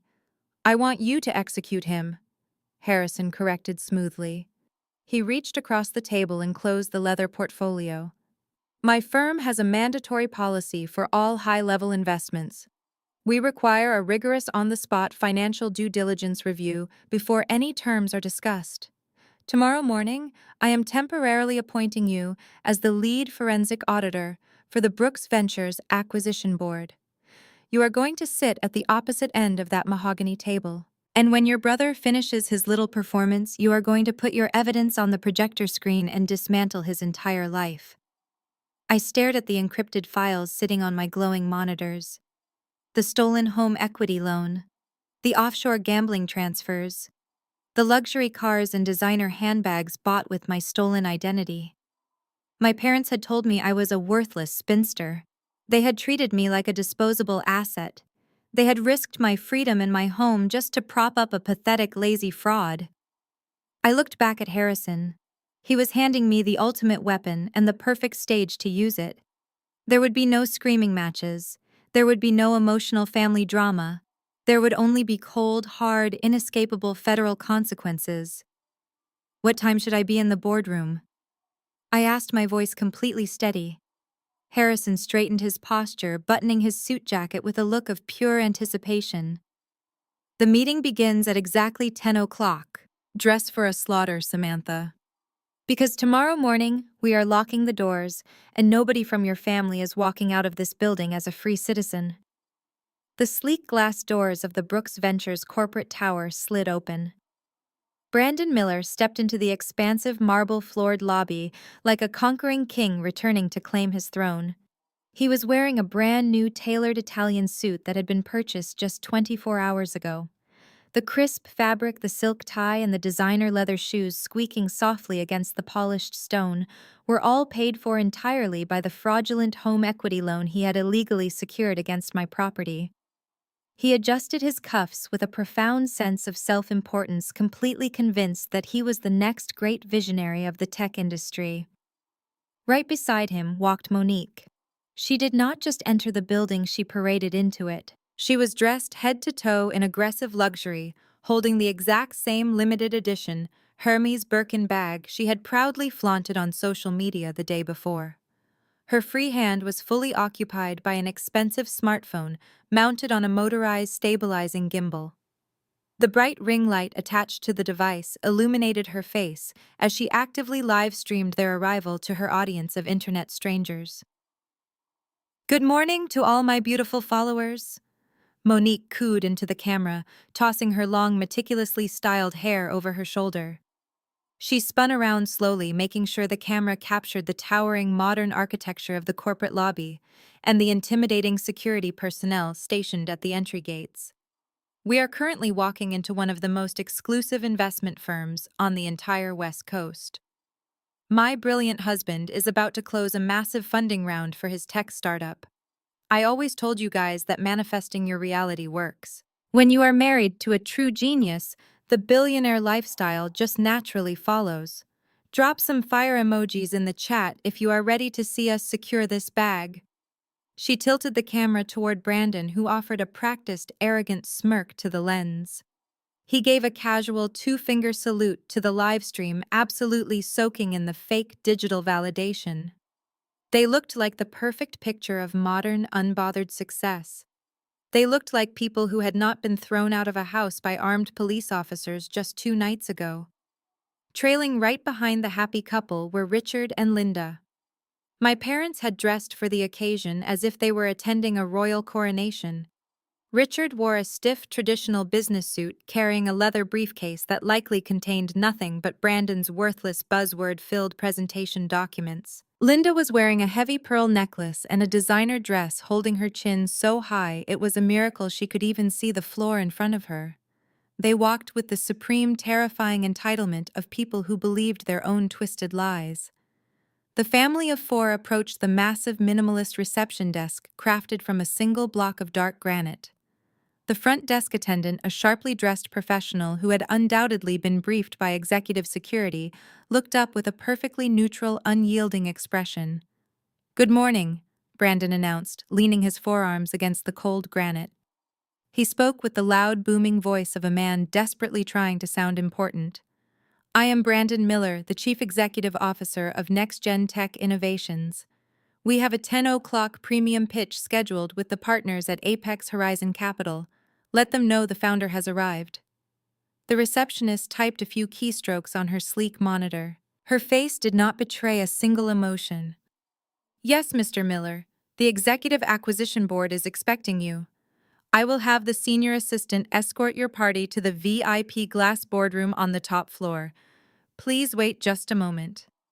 Linda could not contain her bursting pride. She practically shoved Monique aside to lean over the desk, offering the receptionist a wide, sickeningly sweet smile. He is a certified genius, you know, Linda declared loudly, her voice echoing across the quiet, cavernous lobby so that several passing employees turned to look. This firm is incredibly lucky to get a meeting with my son before he goes public. You should see the revolutionary software he is building. He is the absolute pride of the Miller family line. It is just so wonderful to finally see his hard work pay off. The receptionist offered a tight, polite smile, refusing to engage with the inappropriate oversharing. But Linda simply could not stop herself. The adrenaline of the moment combined with her deep-seated need to validate her golden child made her completely lose any filter. It is such a relief, honestly. Linda continued waving her manicured hand in the air. We have had such a stressful week dealing with his older sister. She is a very bitter, miserable woman. She works some boring accounting job and she is horribly jealous of Brandon's success. She even tried to sabotage this meeting by throwing a temper tantrum and calling the police on us over a simple family misunderstanding. Can you imagine being 34 years old, completely alone, and so toxic that you try to ruin your own brother's billion-dollar company just because no man wants to marry you? Richard chuckled, placing a heavy hand on Brandon's shoulder. Give it a rest, Linda, Richard said, though his tone was entirely approving of her vicious rant. Samantha is a failure who lacks the mental capacity for high-level business. She will be begging for a handout by next month. Brandon here is about to secure the family legacy. We just need to go up there, look these venture capitalists in the eye, and show them what real corporate leadership looks like. Monique angled her camera to capture Richard's motivational speech, nodding enthusiastically to her live audience. Exactly, Monique chimed in, checking her reflection in the screen. We cut the toxic negative energy out of our lives and look at how the universe is rewarding us. Good vibes only today. A sharply dressed executive assistant stepped out from a set of frosted glass security doors. She held a digital access card and gestured elegantly toward the private executive elevators. Mr. Miller. The assistant called out, her voice perfectly measured. The board is ready for you now. Please follow me to the top floor. Brandon adjusted his silk tie one last time, taking a deep breath to inflate his chest. He looked at his wife and his parents, offering them a triumphant, greedy smile. They all nodded back, a united syndicate of frauds, liars, and thieves. They walked past the security gates and stepped into the polished chrome elevator, completely euphoric, entirely blinded by their own towering arrogance. They believed they were ascending to the pinnacle of corporate wealth and elite status. They had absolutely no idea they were stepping into a high-speed elevator that was taking them straight to a financial slaughterhouse. And I was already sitting at the top, waiting patiently for the doors to open. The executive assistant pushed open the heavy frosted glass doors of the VIP boardroom on the top floor. The space was a breathtaking display of corporate intimidation and absolute power. Floor-to-ceiling windows offered a dizzying panoramic view of the entire Seattle skyline. A massive custom-built mahogany table stretched across the center of the room, surrounded by high-backed leather chairs that smelled of expensive polish and ruthless business deals. Monique immediately raised her phone, desperate to capture the opulent setting for her followers. But a stern security officer standing by the entrance stepped forward, firmly instructing her to turn off all recording devices, immediately, citing strict corporate non-disclosure agreements. Monique rolled her eyes and let out a dramatic huff, but the cold, unyielding glare of the guard forced her to slide the phone back into her stolen designer handbag. Her digital audience was completely cut off, leaving the Miller family entirely isolated in the real world. Richard and Linda confidently took their seats near the center of the long table. They leaned back in the plush leather, whispering excitedly to each other about how much money they were about to secure. Richard proudly placed his briefcase on the table, acting as if he were a vital board member rather than a disgraced unemployed man drowning in illegal gambling debts. Brandon marched straight to the front of the room, standing proudly next to the massive digital projector screen. He unbuttoned his suit jacket with a practiced, arrogant flair. He arranged his fraudulent pitch documents on the podium, cracking his knuckles and taking a deep breath. He fully believed he was the smartest man in the building, completely unaware that every single piece of technology in that room was actively logging his presence for a federal investigation. The heavy soundproof oak doors at the far end of the boardroom suddenly swung open. The ambient noise in the room instantly vanished. Harrison Brooks stepped into the boardroom.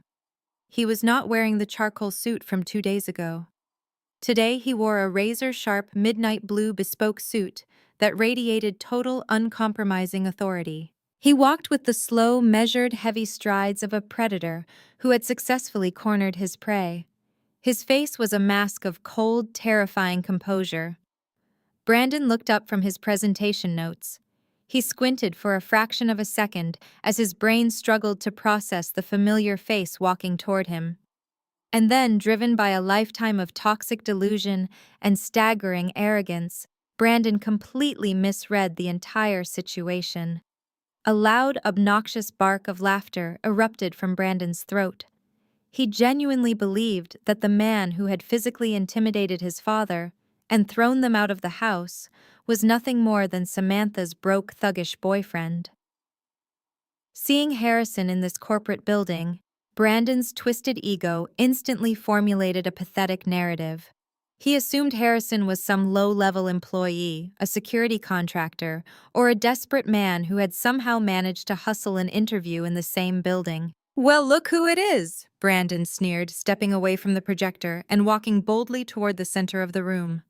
He puffed out his chest, throwing a mocking glance back at his parents. "I cannot believe this. Did my miserable sister actually manage to beg someone to give you an interview in this building? Or are you just here to deliver the coffee and set up the water bottles for the real executives?" Richard let out a booming, condescending laugh from his seat, slapping his hand against the mahogany table. Linda smiled wickedly, shaking her head as if looking at a pathetic beggar. They were absolutely reveling in the opportunity to humiliate the man who had stood up to them. Brandon closed the distance, extending his right hand outward in a wildly exaggerated, patronizing gesture for a handshake. He wanted to force Harrison to shake his hand. He wanted to physically assert his dominance as a supposed tech CEO over a man he viewed as completely beneath him. "You should really watch your attitude today, buddy." Brandon continued, his hand hovering in the empty air. "I am about to secure a $5 million seed investment from the partners who run this floor. If you ask nicely and apologize for disrespecting my family the other night, I might just tell the hiring manager to give you a job cleaning the executive bathrooms." Harrison did not stop walking. He did not slow down. He did not even glance at Brandon's extended hand. Harrison walked right past my brother, leaving Brandon standing awkwardly with his hands suspended in the dead space. The temperature in the boardroom seemed to plummet straight below freezing. Harrison reached the absolute head of the mahogany table. He calmly pulled back the heavy, oversized leather chair reserved exclusively for the chairman of the board. He sat down slowly, resting his powerful forearms against the polished wood, and lightly steepled his fingers together. He looked down the length of the table, his icy blue eyes locking onto Brandon with a gaze so intensely hostile it could have shattered glass. "Put your hand down before you embarrass yourself any further," Harrison commanded. His voice was not loud, but the lethal, booming authority carried through the acoustics of the room like a physical shockwave. Brandon blinked rapidly, a sudden, uncomfortable flutter of confusion hitting his chest. His extended arms slowly dropped to his side. Richard's arrogant laughter instantly died in his throat. Linda sat up straighter, her eyes darting nervously around the room, as the heavy, terrifying reality of the seating arrangement began to register in her mind. Nobody sits in the chairman's seat unless they own the room. "You are not here to speak with junior partners," Harrison stated, his voice a low, mechanical rumble. "You are not here to negotiate with the hiring managers, and you are certainly not here to secure $5 million for a fake company." Harrison leaned forward slightly, resting his piercing gaze squarely on my brother's rapidly paling face. My name is Harrison Brooks. I am the founder and chief executive officer of Brooks Ventures. I own the building you are currently standing in. I own the investment fund you are desperately trying to defraud today. And I am the man who holds absolute, unquestionable veto power over every single breath you take inside my corporation. The silence that followed was absolute. It was the deafening, suffocating silence of a catastrophic implosion. The color violently drained from Brandon's face, turning his skin a sickly, translucent shade of white. His knees visibly buckled, forcing him to grab the edge of the mahogany table just to keep himself from collapsing onto the floor. His lungs seemed to completely forget how to draw in oxygen. His mouth opened, but only a pathetic dry wheeze escaped his lips. At the table, the arrogant smirks on Richard and Linda faces were completely wiped away, replaced by an expression of pure, unadulterated horror. Monique clamped a hand over her mouth, her eyes wide with terror, as she stared at the billionaire CEO sitting at the head of the table. They had not come here to pitch a tech startup. They had proudly, arrogantly marched themselves directly onto a financial execution block, and the executioner holding the axe was the exact same man they had threatened just 48 hours ago. Harrison interlaced his fingers, resting his hands on the polished mahogany table. The rhythmic tapping of his index finger echoed through the massive room like a ticking time bomb. Brandon was swaying on his feet, his freshly bought designer suit suddenly looking like a cheap, ill-fitting Halloween costume. The arrogant smirk had been completely wiped from his face, replaced by a mask of raw, unfiltered terror. At Brooks Ventures, we do not hand out $5 million based on a colorful slideshow and a rented sports car, Harrison stated, his voice slicing through the heavy, suffocated air of the boardroom. We demand absolute, uncompromising transparency. We require a forensic breakdown of every single financial decision the prospective founder has ever made. Harrison leaned back in his heavy leather chair, holding Brandon's terrified gaze with the lethal calm of an apex predator. We never inject millions of dollars in capital without passing a specialized, rigorous due diligence phase. And for high-risk profiles like yours, I rely on the absolute best in the industry. Harrison reached out and pressed the silver intercom button embedded in the boardroom table. Send in our head of legal counsel and auditing, Harrison commanded. The heavy, soundproof oak doors at the far end of the room swung open with a smooth, heavy glide. I stepped into the boardroom. I was no longer the bleeding, exhausted woman clutching her stomach in the hallway of a suburban home. I was not the obedient daughter who swallowed their vicious insults, nor the desperate sister begging for basic human decency. I was entirely in my element, and I was armed for a slaughter. I wore a razor-sharp, tailored slate-gray power suit. The structured shoulders and crisp white silk blouse underneath projected pure, uncompromising authority. My hair was pulled back into a sleek, severe style, exposing the cold, analytical intensity in my eyes. The physical agony of my recent surgery was completely buried under a massive surge of adrenaline and righteous vindication. My heels clicked against the hardwood floor in a slow, rhythmic cadence that sounded exactly like nails being driven into a coffin. The reaction from the Miller family was instantaneous and utterly catastrophic. Brandon physically recoiled, his legs giving out completely as he collapsed backward into the nearest leather chair. His mouth fell open, his eyes bulging out of his head as if he were staring at a ghost. He tried to speak to form my name, but his vocal cords completely failed him, resulting in a pathetic, dry wheeze. Monique let out a strangled, high-pitched gasp. Her hands flew to her face, her long acrylic nails digging into her cheeks as the absolute horror of the situation crashed down on her. The fake luxury influencer suddenly realized she was locked in a corporate vault with the very woman whose identity she had helped steal to buy her designer handbags. Linda stared at me with wide, unblinking eyes. The arrogant, loud-mouthed matriarch who had constantly degraded my career, called me a failure, and demanded I cook dinner while bleeding from a surgical wound, was rendered entirely mute. She gripped Richard's arm, her perfectly manicured fingers trembling violently against his suit jacket. Richard looked like he was having an active cardiac event. His chest heaved unevenly, his face turning a terrifying shade of purple. The patriarch, who had arrogantly claimed he was protecting the family legacy by committing federal notary fraud, was now staring directly at his executioner. I walked the length of the massive mahogany table, completely ignoring their panicked, suffocating stares. I did not look at my parents. I did not spare a single glance for my sister-in-law. I kept my eyes locked entirely on my brother. I reached the center of the table directly opposite the projector screen, where Brandon's fraudulent pitch deck was proudly displayed. I set my heavy encrypted laptop down on the polished wood. The solid thud of the metal casing hitting the table made Richard physically jump in his seat. Harrison gestured toward me with a slight respectful nod, yielding the floor entirely to me. "Members of the board, please allow me to introduce myself," I said. My voice was a flawless, icy instrument of corporate destruction. It did not shake. It did not waver.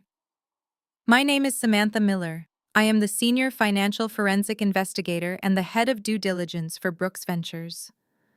Brandon let out a pathetic whimpering sound. He gripped the edge of the table, his knuckles turning stark white, as he tried to ground himself in reality. "Samantha," he choked out, his voice cracking horribly. "What are you doing here? You cannot do this. We are family." I looked down at him, my expression completely devoid of any familial warmth, mercy, or hesitation. "When you step inside this building, you do not have a sister," I replied, my tone clinical and detached. "You only have an auditor. And as the lead investigator assigned to next-gen tech innovations, it is my absolute professional duty to verify the legitimacy of your corporate structure, your capital allocation, and your personal financial integrity." I placed my hands flat on the table, leaning forward slightly to make sure my brother felt the full, crushing weight of my authority. "I have spent the last 24 hours conducting a deep, microscopic diagnostic sweep on your entire financial existence," I stated, my voice echoing off the glass walls. "And what I found requires immediate severe escalation." Linda finally found her voice, though it was nothing more than a terrified, fragile squeak. "Samantha, please. Your father and I just wanted to help him. You cannot ruin his big pitch. He is your brother. He is going to be a success." I slowly turned my head to look at my mother. The sheer desperation in her eyes was pathetic. She was still trying to gaslight me, still trying to play the family card, while sitting in a room where millions of dollars were supposed to change hands. She actually believed she could guilt-trip me out of exposing a federal crime. "This is not a family dinner, Linda," I said, stripping away her title as my mother with a single sharp word. "This is a federally regulated financial institution, and the pitch is already over." I stepped away from the table, turning my back on my mother and her pathetic attempts at emotional manipulation. I reached for my encrypted laptop and connected the heavily secured display cable to the boardroom projection system. I did not waste a single breath on meaningless pleasantries or defensive arguments. I let the raw, undeniable financial data do the speaking for me. I tapped the enter key. The massive high-definition LED screen dominating the front of the boardroom flickered for a fraction of a second. Brandon's colorful buzzword-filled title slide was instantly wiped out of existence. In its place, a blindingly bright, meticulously organized financial spreadsheet illuminated the dark room. "Let us examine the current capital allocation of next-gen tech innovations," I announced, my voice projecting crisp and clear across the boardroom. 2 weeks ago, a lump sum of $300,000 was deposited into the primary corporate checking account. According to standard tech startup models, we would expect to see immediate outward cash flow dedicated to software engineers, cloud hosting servers, and digital infrastructure. I clicked to the next slide. A pie chart appeared, completely saturated in bright, glaring red. Instead, the corporate ledger shows an expenditure of exactly $0 toward technological development, I stated, locking eyes with my brother. "You have not hired a single developer. You have not purchased a single domain name. You have not written one functioning line of code." Brandon gripped the edges of his leather chair, his knuckles turning stark white. That is proprietary research and development money. He stammered, his voice cracking horribly. You do not understand how modern startups operate. We are in the stealth phase. We are building brand awareness before we launch the product. Brand awareness.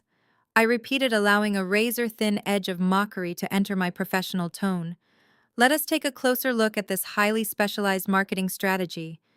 I pressed the spacebar. The screen split into two halves. On the left side was an official bank wire transfer receipt for $25,000 routed directly to a luxury boutique in Beverly Hills. On the right side was a blown-up high-resolution screenshot of Monique's public social media account. The photo showed Monique posing in my stolen master bedroom holding a limited edition Hermes Birkin bag. Monique let out a strangled gasp and physically sank down into her heavy leather chair, frantically trying to hide her face from the glaring light of the projector. A $25,000 handbag is not a deductible business expense, I explained coldly. It is corporate embezzlement. But it does not stop there. Another click. The screen shifted to display a $40,000 transaction linked to an elite exotic car dealership in downtown Seattle, placed directly next to a video of Monique draping herself over the hood of a custom-painted Porsche. $40,000 for a 6-month luxury vehicle lease? I continued, my voice striking the room like a gavel. Followed by thousands of dollars spent on premium champagne, 5-star dining, and unauthorized offshore transfers linked to illegal sports betting syndicates. You did not build a company, Brandon. You built a highly documented, incredibly stupid money laundering operation to fund your wife's fake internet persona and your father's secret gambling addiction. Richard let out a sharp, panicked wheeze. He grabbed his chest, his eyes darting frantically toward Harrison, realizing that a billionaire CEO was actively witnessing his deepest, darkest, and most illegal secrets being broadcast on a wall-sized monitor. "This is a breach of privacy!" Linda shrieked, slamming her hands against the mahogany table. "You hacked into his personal accounts. You stole his private information. We are going to have you arrested for cybercrimes right now." I ignored her completely and moved my hand back to the keyboard. I had saved the most devastating, undeniable piece of evidence for the absolute end. I prepared to deliver the final fatal strike that would bury them all. "Before you call the authorities, Linda, you might want to look very closely at the next slide," I warned her. "Because this is the exact document I am handing over to the federal prosecutors." I pressed the key one last time. The luxury receipts and social media posts vanished. A scanned high-resolution legal document appeared on the screen, magnified so largely that the fine print was perfectly legible from the back of the room. It was the home equity line of credit contract. I grabbed a laser pointer from the podium and aimed the bright green dot directly at the bottom of the document. "This is the origin of the $300,000, I declared, my voice echoing with absolute uncompromising authority. "This is a federal loan secured against the private property located at my exact residential address." I moved the laser pointer to the signature line. The green dot circled the ink. "Right here is my forged signature," I stated. I was actively undergoing emergency abdominal surgery on the exact date and time this document was supposedly signed. I have the hospital records, the surgeon's operational logs, and the anesthesia reports to prove I was medically unconscious. Therefore, this signature is a blatant, undisputed forgery. Brandon looked like he was going to violently throw up. He curled in on himself, his breathing coming in rapid, shallow gasps. But I was not finished. I moved the laser pointer one final time, dragging it slowly to the right side of the signature line, stopping squarely on the official state-issued stamp of validation. And here I said, my voice dropping to a terrifying, deadly calm, "Here is the official notary seal required by federal banking laws to disburse a loan of this magnitude. A seal that legally swears the notary personally witnessed Samantha Miller sign this contract." The green laser illuminated the name printed inside the official stamp. Richard Miller. I turned off the laser pointer and looked directly at my father. He was completely paralyzed, pinned to his chair by the sheer crushing weight of federal evidence. The arrogant patriarch who had constantly belittled my career was now staring at decades in a federal penitentiary. "You did not just commit notary fraud," Richard said, my words slicing through him like a scalpel. "You engaged in a coordinated conspiracy to commit bank fraud and identity theft against your own daughter to cover your illegal gambling debts." I turned to face the head of the table, making direct eye contact with Harrison. He offered a slow, validating nod, giving me the absolute authority to close the execution. As the senior financial forensic investigator representing this firm, I announced my final assessment, I declared, projecting my voice across the massive boardroom. Next Gen Tech Innovations is a fraudulent shell entity operating entirely on stolen funds. On behalf of the Executive Acquisition Board of Brooks Ventures, I officially and permanently revoke your pitching eligibility. Your funding application is denied. Your company is blacklisted. This meeting is over. The echo of my final declaration hung in the massive boardroom, thick, heavy, and absolutely suffocating. Brandon sat completely paralyzed in his leather chair, his eyes darting frantically around the room like a trapped animal, suddenly realizing there was no escape route. Richard looked as though the polished hardwood floor had simply vanished beneath his feet. The arrogant, untouchable patriarch of the Miller family was reduced to nothing more than a terrified, breathless old man clutching his chest in sheer panic. Harrison did not say a single word. He did not need to. He simply leaned forward with calm, lethal precision and pressed a small silver button embedded into the side of the mahogany table. The heavy, soundproof oak doors at the far end of the boardroom swung open for the final time. The sharp, synchronized, heavy footsteps that echoed into the room did not belong to corporate executives or wealthy venture capitalists. Two towering, broad-shouldered individuals, wearing dark windbreakers, stepped firmly across the threshold. The solid gold shields clipped securely to their belts caught the harsh glare of the projector screen, still illuminating my forged signature. They were special agents from the Federal Bureau of Investigation, specifically assigned to the White-Collar Crime Division. The lead agent, a hardened, deeply serious man, with a voice completely devoid of any emotion, stepped forward and locked his eyes directly on my brother. "Brandon Miller," the agent announced, his voice slicing right through the deadly silence of the executive suite. "Please stand up and step away from the table. Keep your hands where I can see them." Brandon could not move. His brain was completely short-circuiting under the sheer crushing reality of federal law enforcement. He let out a high-pitched, pathetic whimper, his trembling hands gripping the armrests of his chair so tightly his knuckles looked like they might burst straight through his pale skin. "I said step away from the table, sir," the agent repeated, closing the distance in 3 swift, uncompromising strides. He grabbed Brandon by the shoulder of his freshly purchased, fraudulently funded Italian suit and yanked him forcefully to his feet. Brandon instantly broke down. The self-proclaimed tech visionary, the golden child who had demanded I cook his dinner while bleeding from a surgical wound, began loudly sobbing like a terrified toddler. He cried out for his mother, his knees buckling entirely as the federal agent roughly twisted his arms behind his back. The sharp, unmistakable heavy click of solid steel handcuffs locking around Brandon's wrists echoed like a gunshot in the pristine corporate boardroom. "Brandon Miller, you are under arrest for federal wire fraud, bank fraud, and aggravated identity theft," the agent stated, reciting the charges with brutal mechanical efficiency. "You have the right to remain silent. Anything you say can and will be used against you in a court of law." "No!" Linda shrieked. Her voice shattered the glass like tension in the room. She lunged forward, her expensive high heels slipping awkwardly on the polished floor, but the second FBI agent instantly stepped directly into her path, holding up a firm, warning hand. Step back immediately, or you will be placed in handcuffs for interfering with a federal arrest," the second agent ordered sharply. Then he turned his cold, uncompromising gaze toward the other side of the mahogany table. "Richard Miller," the agent commanded, pointing directly at my father. "Stand up and place your hands behind your back."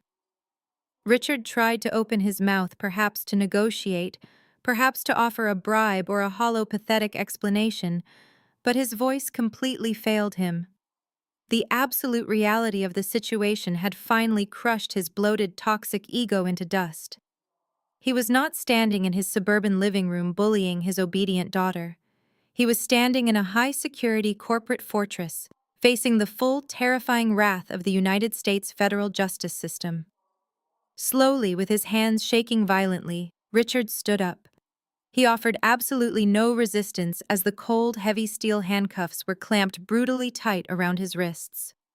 Richard Miller, you are being placed under federal arrest for conspiracy to commit bank fraud, notary fraud, and conspiracy to commit identity theft. The agent read off the charges, permanently sealing my father's fate. The sight of her husband and her precious golden boy son, bound in federal steel, completely broke Linda's mind. The arrogant, venomous matriarch who had spent my entire 34 years of life tearing me down, criticizing my career, and treating me like a disposable asset suddenly dropped straight to the floor. Her knees hit the expensive boardroom carpet with a heavy, ungraceful thud. She scrambled forward on her hands and knees, ignoring the federal agents, completely abandoning whatever tiny shred of dignity she had left. She crawled toward the center of the mahogany table where I stood perfectly still. "Samantha," Linda wailed. Her face contorted in absolute agony, salty tears and ruined makeup streaming down her cheeks. "Samantha, please. You have to stop this. Tell them it was a mistake. Tell them it was just a minor family misunderstanding. You cannot let them take your father and your brother away. They will go to federal prison. They will not survive in there." I looked down at the woman kneeling at my feet. I felt absolutely no pity. I felt zero hesitation. I simply stared at her, letting the cold, clinical detachment of my forensic profession wash completely over my features. "I cannot stop a federal indictment, Linda," I stated, my voice perfectly flat and utterly unyielding. "The digital evidence has been processed. The grand jury warrants have already been signed by a federal judge." Linda reached out her trembling fingers, clawing desperately at the hem of my slate-gray power suit.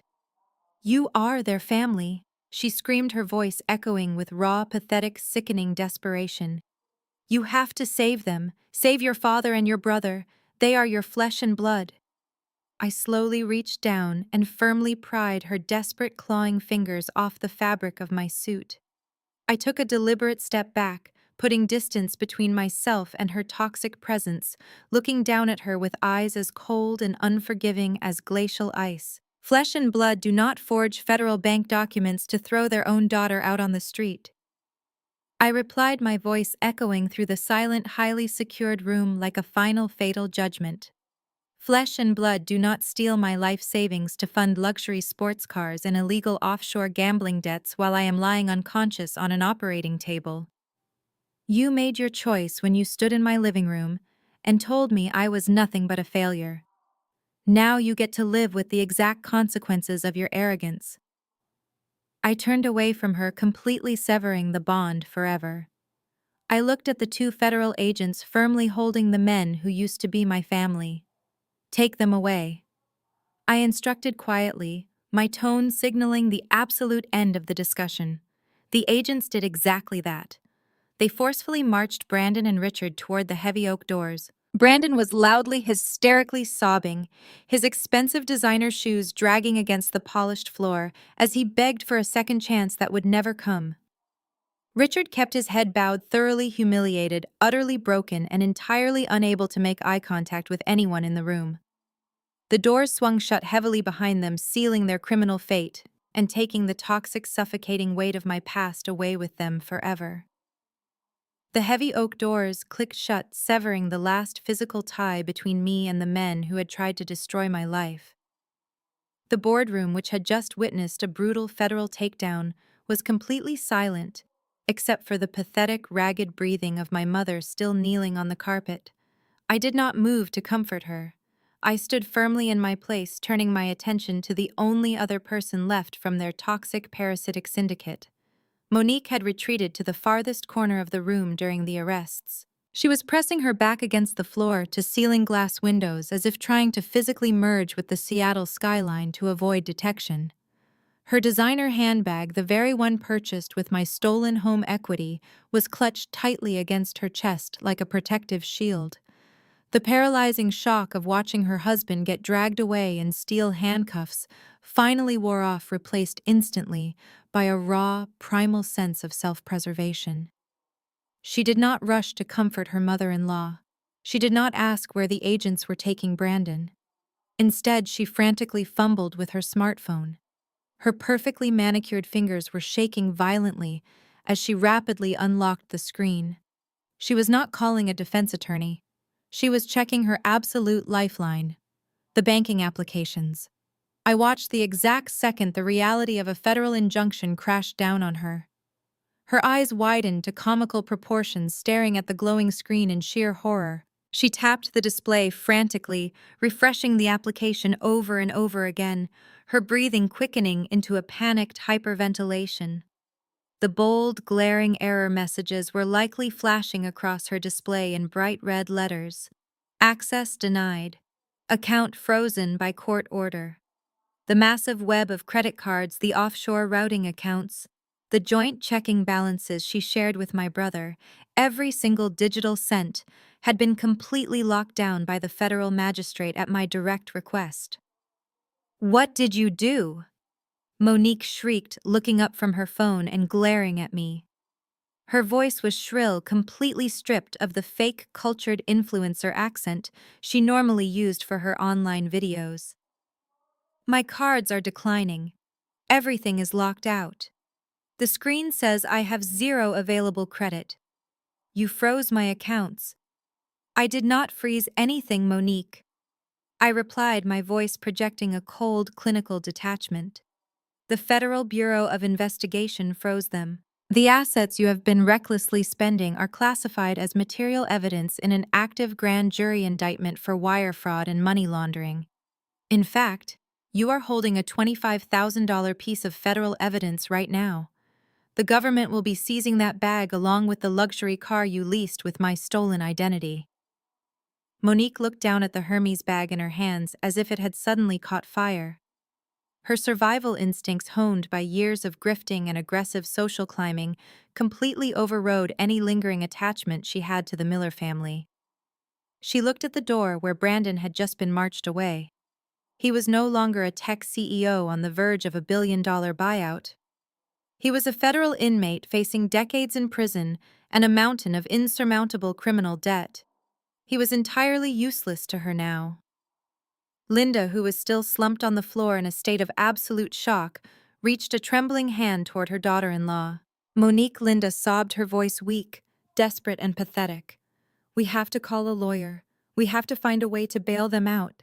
You have to help me figure this out." Monique looked down at the woman who had enabled her extravagant lifestyle for the past 3 years. The look of pure, unadulterated disgust that crossed Monique's face was chilling. She sneered, her lip curling upward in total revulsion. "Help you!" Monique spat, her voice echoing harshly across the massive boardroom. "Are you completely out of your mind? I am not spending a single second of my life helping a family of broke, pathetic scammers." Linda gasped, pulling her hand back quickly as if she had been physically struck. "Monique, how can you say that? He is your husband. You took vows. You are part of this family. Vows to a man who was supposed to be rich." Monique screamed back, her true materialistic nature fully unmasked for everyone in the room to see. "You two lied to me. You promised me he was a genius. You told me we were going to be a billionaire tech family. You said he was building an empire. Instead, you are just a bunch of cheap suburban frauds stealing from your own daughter to keep up appearances." Monique paced back and forth furiously, gesturing wildly with her phone. "I am a luxury brand creator. My entire image is built on wealth and success. I cannot be associated with federal criminals. My brand deals will be canceled by tomorrow morning. My entire reputation will be completely destroyed because of your pathetic, incompetent son and your gambling addict husband. You dragged me into this mess, and I am cutting all ties right now before I go down with your sinking ship." Monique reached for her left hand. She grabbed the massive, flashy diamond engagement ring that Brandon had proposed with the ring my parents had likely financed by draining their own retirement accounts just to make their son look successful. She yanked it off her finger with a violent, aggressive tug, not caring that the metal scraped harshly against her knuckle. She did not hand it back gracefully. She cocked her arm back and threw it directly at Linda with all her strength. The heavy piece of jewelry hit my mother squarely in the chest before bouncing off and clattering sharply across the polished mahogany table, coming to a dead stop right next to my encrypted laptop. "You can keep the stupid ring," Monique sneered, grabbing her phone and marching toward the exit with rigid, furious steps. "Use it to pay for his commissary account in federal prison. I am calling my publicist and my divorce attorney the second I get down to the lobby. I am filing for an immediate annulment based on extreme financial fraud. Do not ever contact me again. You people are absolutely disgusting." Monique shoved the heavy oak doors open and stormed out of the boardroom without looking back even once. Her high heels clicked rapidly down the hallway, the sound fading away until there was nothing left but a devastating silence. She had abandoned the family the exact second the stolen money stopped flowing, proving that their entire relationship was nothing but a transactional parasitic illusion. Linda stared at the diamond ring resting coldly on the boardroom table. The final crushing realization that her golden boy was going to prison her husband was a convicted felon. Her daughter-in-law utterly despised her, and she was entirely permanently alone, finally broke her spirit into a million irreparable pieces. Linda let out a hollow, agonizing wail and collapsed completely flat against the floor, her body shaking with violent, uncontrollable sobs. I stood right beside Harrison, my posture straight and my conscience entirely clear, watching the total, uncompromising destruction of the toxic empire they had tried to build on my back. 6 months passed, with the quiet, steady rhythm of a life finally reclaimed. I stood in the center of my living room, holding a steaming mug of black tea, breathing in the scent of lemon polish and fresh eucalyptus. The suffocating toxic residue of the Miller family had been completely scrubbed from every single corner of my property. The custom leather sofa was spotless, the hardwood floors gleamed in the soft morning light. Upstairs, my master bedroom was once again a private, peaceful sanctuary, its reinforced steel safe replaced and securely locked.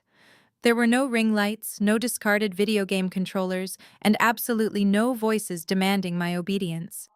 The doorbell rang briefly, signaling the Daily Mail delivery. I walked to the entryway and picked up a thick, officially sealed envelope bearing the distinct emblem of the United States District Court.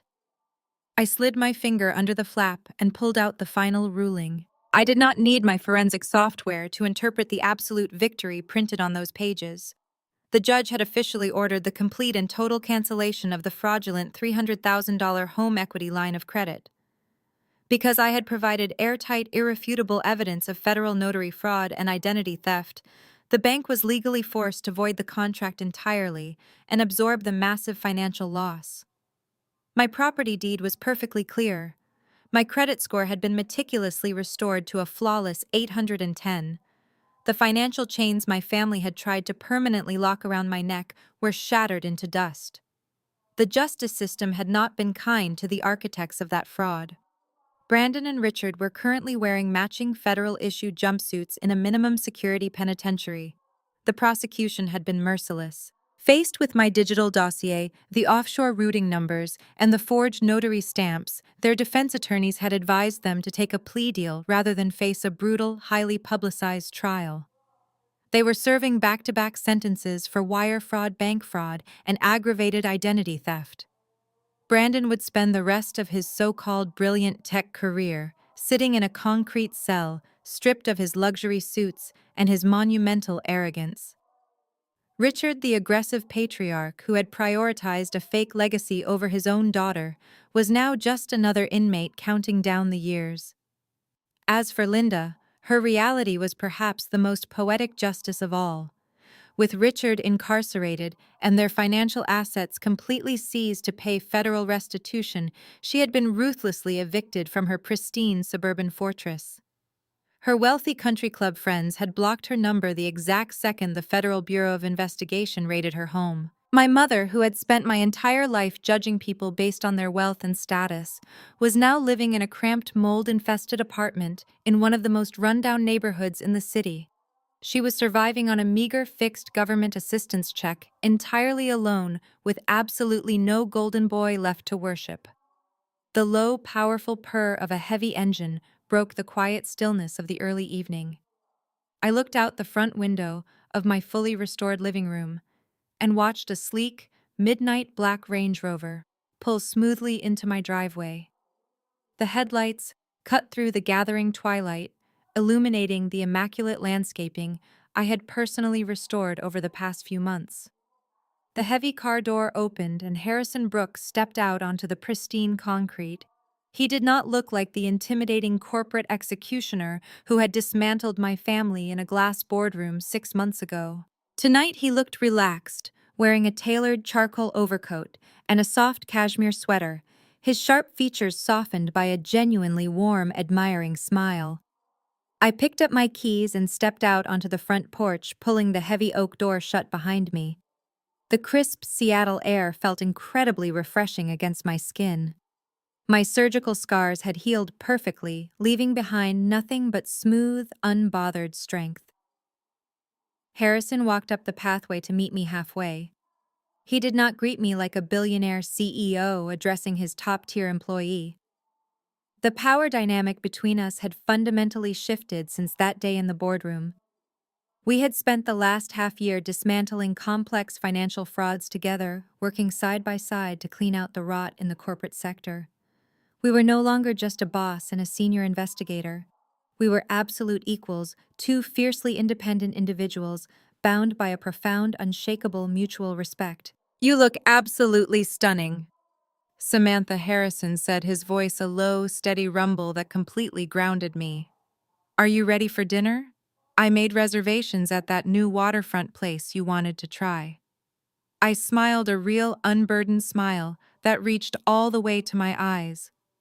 "I am more than ready," I replied. Before I could step off the porch, my smartphone vibrated sharply inside the pocket of my coat. I pulled it out, glancing down at the illuminated screen. A notification displayed a massive, frantic block of text originating from an unregistered prepaid cellular number. I did not need forensic software to identify the desperate, chaotic writing style. It was Linda. The message was a pathetic, rambling mess of manufactured grief and aggressive manipulation. She was begging for a temporary bridge loan, claiming she was going to be evicted from her tiny mold-infested apartment by the end of the week. She talked about how cold the unit was, how her health was failing, and how a daughter should never abandon her own mother in her darkest hour. She promised to pay me back the exact second Richard and Brandon won their fictional legal appeals. 6 months ago, a message like that would have sent my heart rate skyrocketing into a massive panic attack. It would have triggered decades of deeply ingrained toxic guilt. But standing there on my porch, illuminated by the warm glow of my own home, I felt absolutely nothing. There was no anger, no pity, and no lingering sense of familial obligation. There was only a vast, incredibly peaceful ocean of pure indifference. I did not type a single letter in response. I simply tapped the screen, navigated to the contact settings, and pressed the bold red button labeled Block Caller. The digital connection was instantly and permanently severed. I dropped the phone into my leather handbag and walked down the steps toward the driveway. Harrison opened the passenger door for me, his hand resting protectively against the roof of the car. I slid into the luxurious leather seat, breathing in the scent of new beginnings and absolute freedom. Harrison closed the door, walked around to the driver's seat, and smoothly backed the Range Rover out of the driveway. As we drove away into the vibrant, glowing lights of the Seattle skyline, I did not look back at the house even once. My future was sitting right next to me, and my past was officially erased forever. The most profound lesson we can take away from this entire experience is that sharing blood with someone does not automatically grant them a lifelong pass to disrespect, exploit, or abuse you. Society often conditions us to believe that family is an unbreakable bond, teaching us that we must constantly forgive and sacrifice our own well-being simply because we happen to share the same last name. However, true loyalty should never be a one-way street where you are expected to set yourself on fire just to keep toxic people warm. Financial independence and establishing firm boundaries are the absolute most powerful shields a woman can ever build. When you rely on your own hard work and know your undeniable worth, manipulators lose their primary weapon of control.